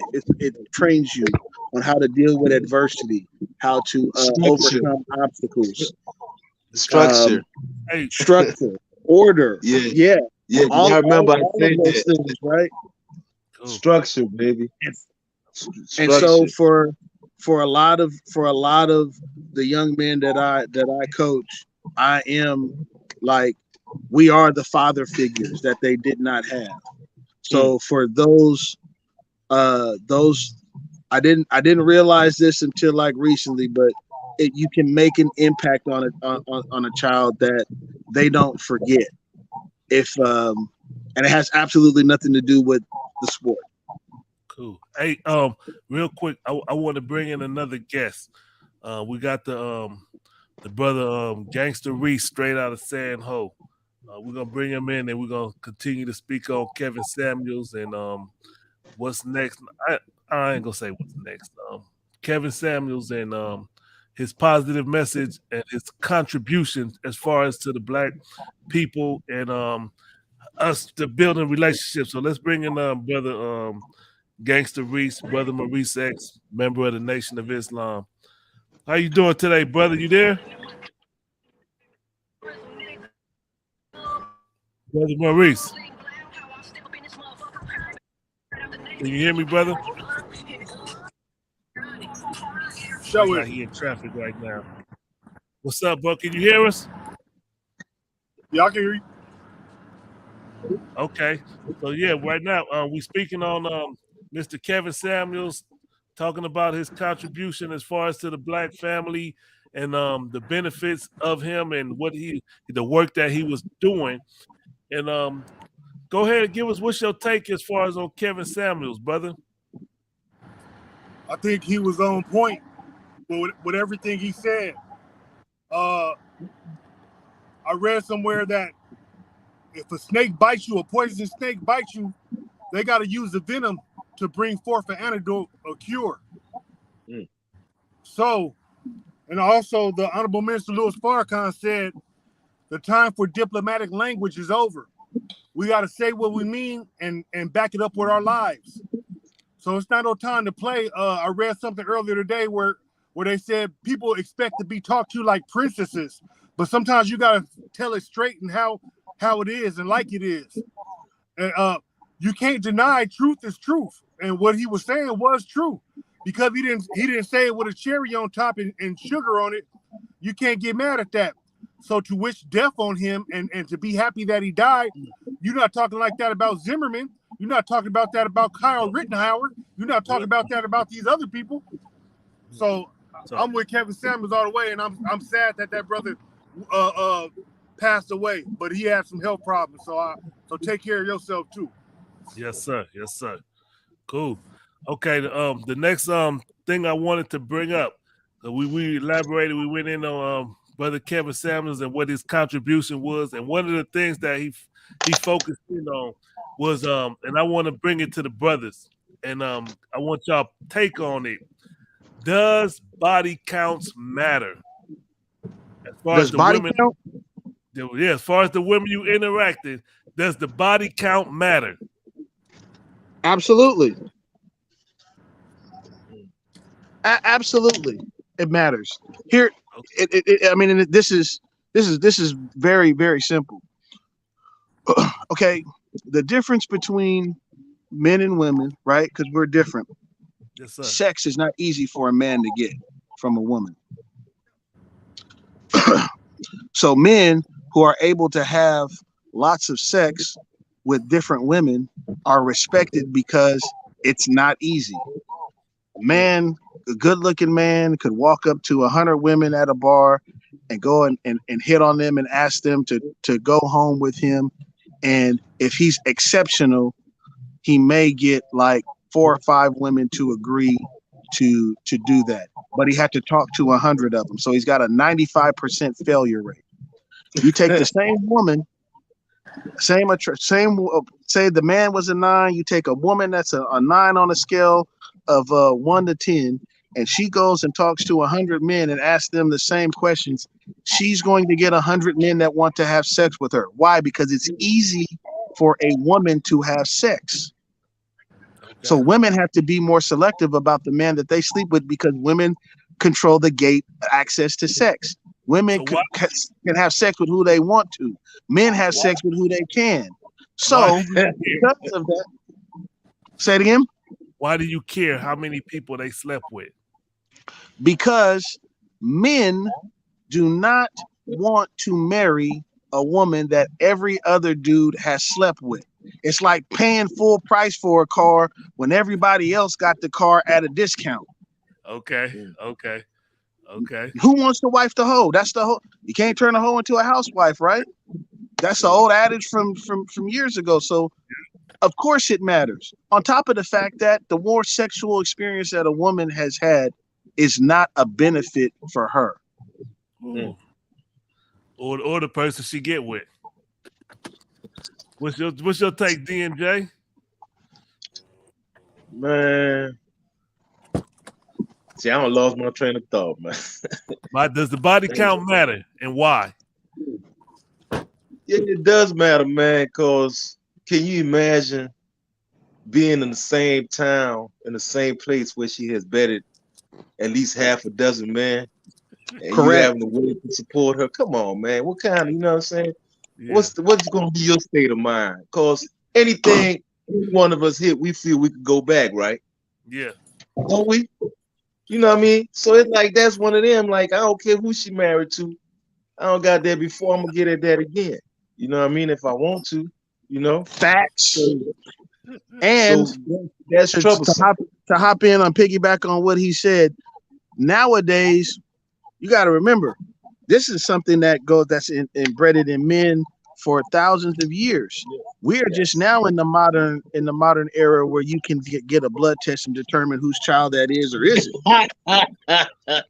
Yeah, here we go. Here we go. All right. So, Brother Maurice, does body Maury count matter? Povich got a whole show dedicated to that. Yes, sir.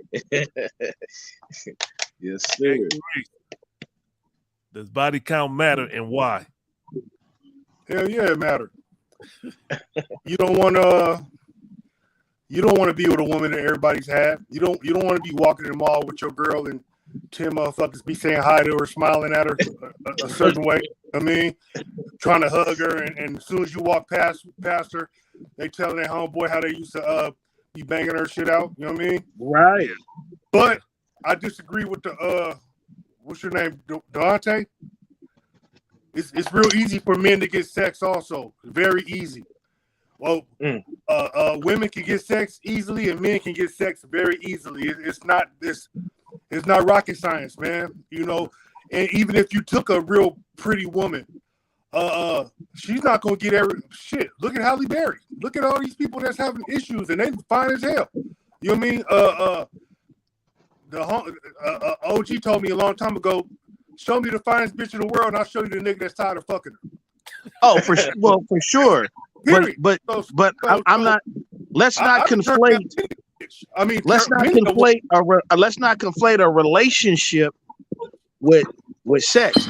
Halle Berry could go walk into any bar in America and ask any guy, as long as he's straight, and probably some gay dudes would sleep with Halle Berry. It's Halle Berry. That's your opinion, but that's not the reality. Well, it is the reality. It's easier for women because we are the hunters. Women, that's different. That's different. That's a relationship, right?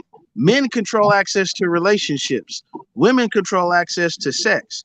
See, we're the ones that propose and give the rings for marriage. But we have to ask and court the woman in order to get sex from her.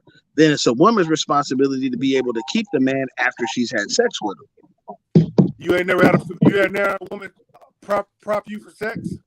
Proposition you? Yeah, after I slept with her, yeah. No, I'm just talking about you see him at a club. I've been out with somebody that's on this screen right now that's happened to, and I've seen them get at him like that. You know what I'm saying? I'm not saying that doesn't happen. I've had something similar happen to me or a few times. Well, I'm saying for the average man, and you got to realize this: over the history of time, we were talking about this earlier. 30% of men do not procreate. They don't have children. 30% of men do, but 98% of women have children. Where are you pulling these numbers from? From the census. Go ahead, email me that. I would like to see that. Sure, no, not a problem. So that's why a woman can have 5 kids by 5 different dudes. Ooh, man. That's where that comes from. So those guys generally have multiple children by multiple different women, because there's something about specific type of men that women are attracted to and will have sex with.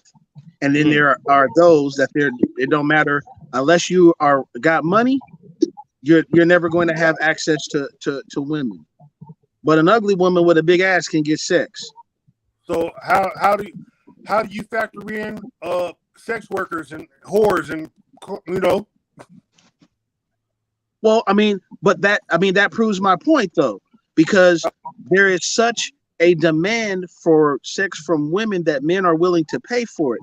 It's not the opposite way around, because getting sex from men for a woman is easy. They don't have to pay for it. Do you know what a Men gigolo is? will.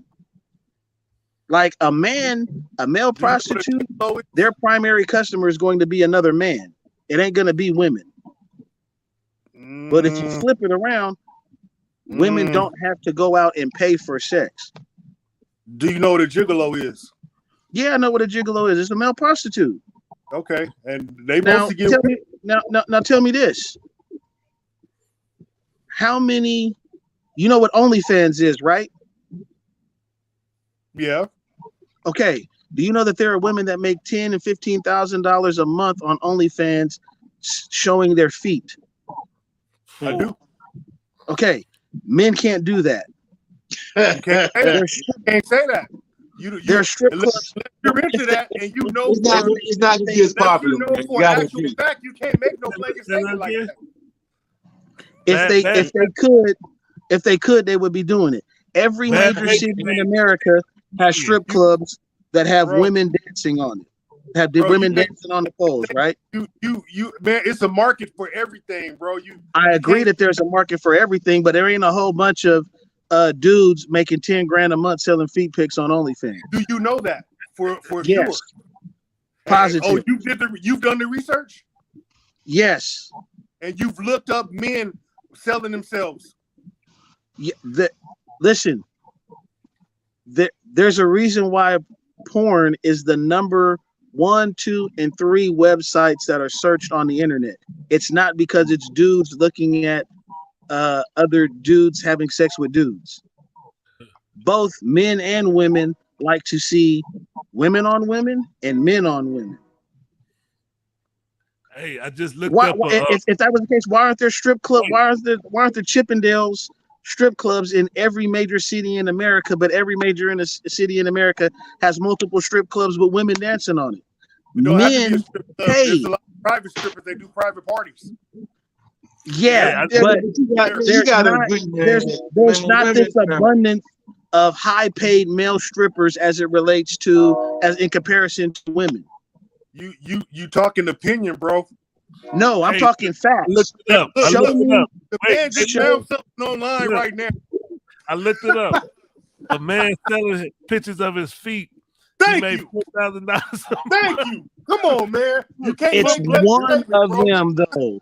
It's one of them. So now he gonna say it's one man, right? It's one man. Hey, that's the dude. That's cold. That's the brother. He's selling pictures of his feet. He made $4,000 in a month, man. $4,000. That's crazy. And there's probably about 3,000 women that do more than that on OnlyFans. That you know of, not the ones that's on the under with the shit. Listen, man, it's like saying that, hey, there's a better basketball player than LeBron James, but he doesn't play in the NBA. Well, the best players play in the NBA. That's who people go see.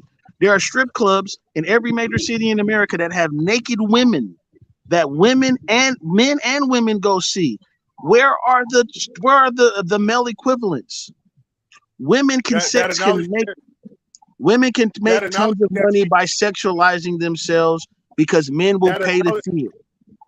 That analogy that you used, that didn't work either. And I'm not trying to be difficult with you, brother. Tell me where the Chippendale clubs are. Hold on, sir. I'm not trying to be difficult, but you said the best basketball players go to the NBA. There's a lot of basketball players that are better than NBA players that they just chose not to have that profession. Period. then that would mean they're not the best basketball players, right? We can't make blanket statements unless you know No, actual facts. that would mean that they're not the best basketball players because the best basketball players play in the NBA. No, sir, that's not true, brother. Okay, so where's all this amazing basketball talent that's not playing in the NBA and not making $30 million a year? Everybody's dream is not to go to the NBA, brother. We talking body counts, brother. That's not what I said. I said the best basketball players in the world. By one league. There's people that play overseas. There's people that play all kind of different stuff. Yeah, but they're not the best. One league, and that's not the standard of everything, brother. But they're not the best. If they were the best, they make it to the NBA eventually, right? We can move on. That's not the standard. There's people. Actually, the NBA is the standard. That's not the standard, bro. The NBA is the standard. No one watches the EuroLeague draft. Right? The best Europeans come to the United States because they can make $30 million a year playing basketball here. The guys that go play over in Europe or over in China are the ones who are either done playing basketball in the NBA or they weren't good enough to play basketball in the NBA and they go play overseas. Best basketball player. Body counts, brothers. Body counts. We talking body counts. Everybody agree that a woman with a large body count number is a negative, and it doesn't give anything to the potential mate that she chooses to engage with. So. Yeah, there's a study done a few years ago that at the number 6. In terms of sexual partners that a woman has had, if it is above 6, they become far more difficult to. They find it far more difficult to sustain relationships and/or marriage. It's the same thing with strippers and porn stars because they have sexualized themselves. They have tons. You know that like women nowadays have way more sexual experience than men do because of Instagram and social media. It's nothing for a 20-year-old girl to go be flown out by some rapper or some basketball player and have go to mansion parties or yachts and have sex with multimillionaires that a 20-year-old boy will never have access to because you got to make yourself get into that social status as a man. We were talking about this earlier. A woman can do it just because she exists. Yeah. So women nowadays have way more sex than men do. So yeah, the body counts matter. Okay.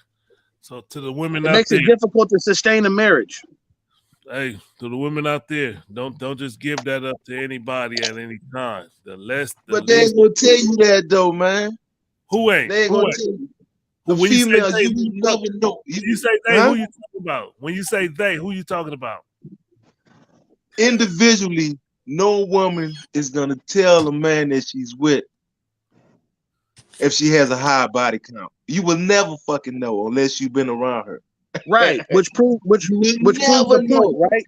Which proves the point, right? Because deep inside, they know that the number of men that they have been with sexually, the higher that number is, the worse it is for them in terms of mate selection because they're not going to be taken serious by a man for marriage.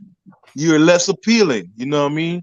A virgin is more appealing than a motherfucker that had 2 or 3. You know what I'm saying? So yeah, you lose. Yeah, because listen, it's like I said, we are different. Men and women are different. A man has to have a level of experience with a woman because how's the sex even initiated if the man has to ask like, hey, can I kiss you? Hey, can I take off your bra? And has no experience in taking off a bra. Like men have to have experience. Yes, sir. Right? We have to have that. Women, they don't, because we're gonna teach them what we like anyways. Yep. But it's a turnoff to a woman if a man don't know what he's doing. Man, they need to have a college named after Kevin Samuels, man, and have curriculums because he really broke shit down. I need to suggest that to somebody. We need to have like a Hey, college. brother, Hey, brother, in brother. a You don't very need to in a suggest very it. short You need to period of start time, he was able to it. make a serious impact, man. Hey, brother, Yeah. What? I'm saying you don't suggest that you start that. You start that, brother, because I mean that sounds interesting, and what he's saying was some real stuff. The message that he expounds was very impactful and necessary, and it's still needed. Even though he, Yes. like they say the man may have died, but the message lives on. So you know what Oh I'm saying? yeah, and his videos are going to be viral um, for probably a good 50 years, man. Because Yes. That if I had my way, I have a college and every subject that he discussed have it categorized, and you have classes, specific classes. You know what I mean? Female finances, When are we female. Look, I'm talking about. when are we going to start that? Man, you had to get it had to be somebody that gets all his work It's on and YouTube. organizes it, categorizes it. You know what I mean? someone will probably it'll be someone that's That's one all of it's his gonna take. I children wish I had the patience. one of his children will put that together because he created, I mean, an amazing catalog of Yes, conversations and dialogue that he had yes. with people from all walks of life, man. Yeah. You need to have And a college. You wanna be savvy about being a man and all these things and relationships. Attend a Kev, you know what I'm saying, the school of Kevin's, you know what I mean, Samuel seminar or something. Because he hey, actually did that much work. I am sure that that will be something that is that's in the works from his children, because I mean everything that he owns, that's his intellectual property that's on Yes. Instagram and YouTube. And hey, man, I listen to Malcolm X and Martin Luther King and uh, the minister Farrakhan, their speeches from 30, 40, 50 years ago, man, because if it is Let me if it say is this. the truth is universal, and it don't matter what time it is. Yeah. Let me say It's this. always Let me say this. Let me say this respectfully. We cannot count on the children of Kevin Samuels to continue the message. Just like the children of the Honorable Elijah Muhammad, we cannot count on them to continue the message. The Oh, no, no, message. no, no, no. I Paul- was saying that his children, that they're the heirs of his intellectual property. So but I'm someone is going to talking take about the that property. I'm in. talking about the message. Yeah. The message. Well, that's up to us. That's what I'm saying. That's why I'm trying That's to up bring it to to us, DMJ. That's why I'm trying to right? bring it to DMJ to say, hey, we can't sit here and suggest what others need to No, do. We got to trust be me. yes. the The facilitators. the the Facilitators. the Manish podcast is coming. It's been Waiting something for that I've been working on for a while. Matter of fact, I think I extended the invitation last time we were on there, when I was on here with you, Floyd. That Yes, sir. when I have everything set up and arranged, I want you on there because I respect you, and I think that that Brother. you are a leader. Yes, sir. I'm And trying. one of the things that we need in our communities is we need more Floyds. We need Yes, sir. more D&Js. So I hope to inspire others to get out and to be active and share.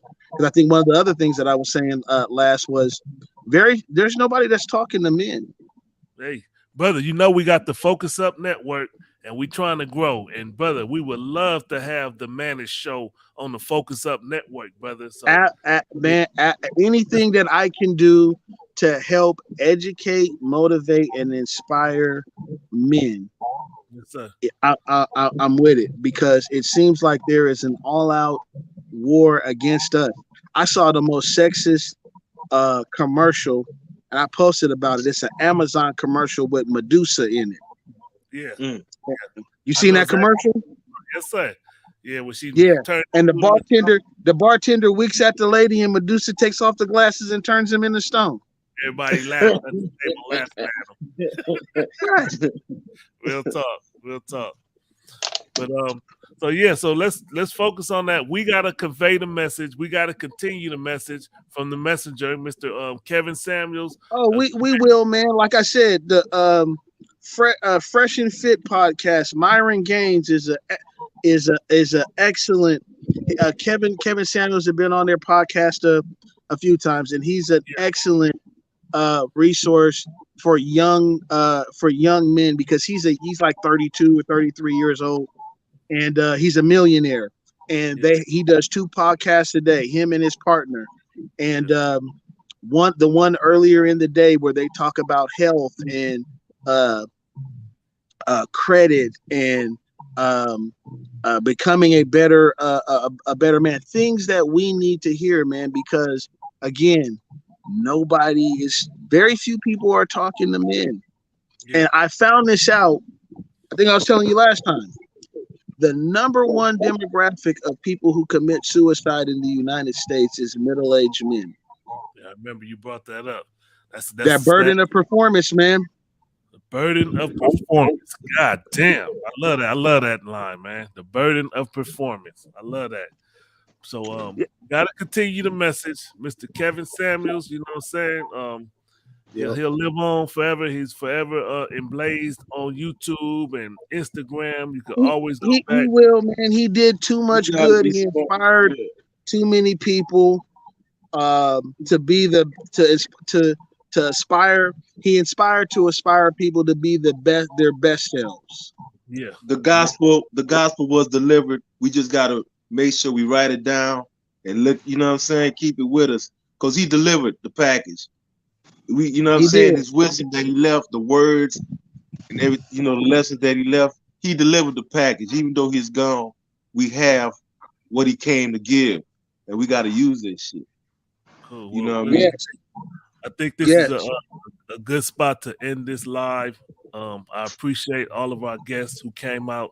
I appreciate everybody in the chat room. I appreciate those that are watching it now and those who are going to watch it in the future. Like the same as Kevin Samuels, these videos will forever be up on the internet, available to all to watch and see.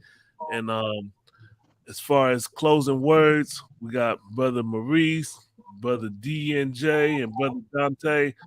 Again, I appreciate y'all, man, to give everybody an opportunity to voice their opinion on it. Any last words, real quick? Man, it was a pleasure, man. Y'all showing a lot of wisdom, bro. I like talking with like-minded people, man. Yes, sir. Yeah, Floyd, again, like I said, man, I always appreciate hearing from you, and anytime you need me, I will do whatever I can to make myself available. A pleasure always. God bless the memory of Mr. Kevin Samuels, and we will make sure that his legacy and his message carries on. Yes, sir. Brother Maurice, the Loke, your mic is muted. Mic is off. You out? Yes, sir. Thank y'all, brothers, again, and long live Kevin Samuels. Yes, sir. Peace out.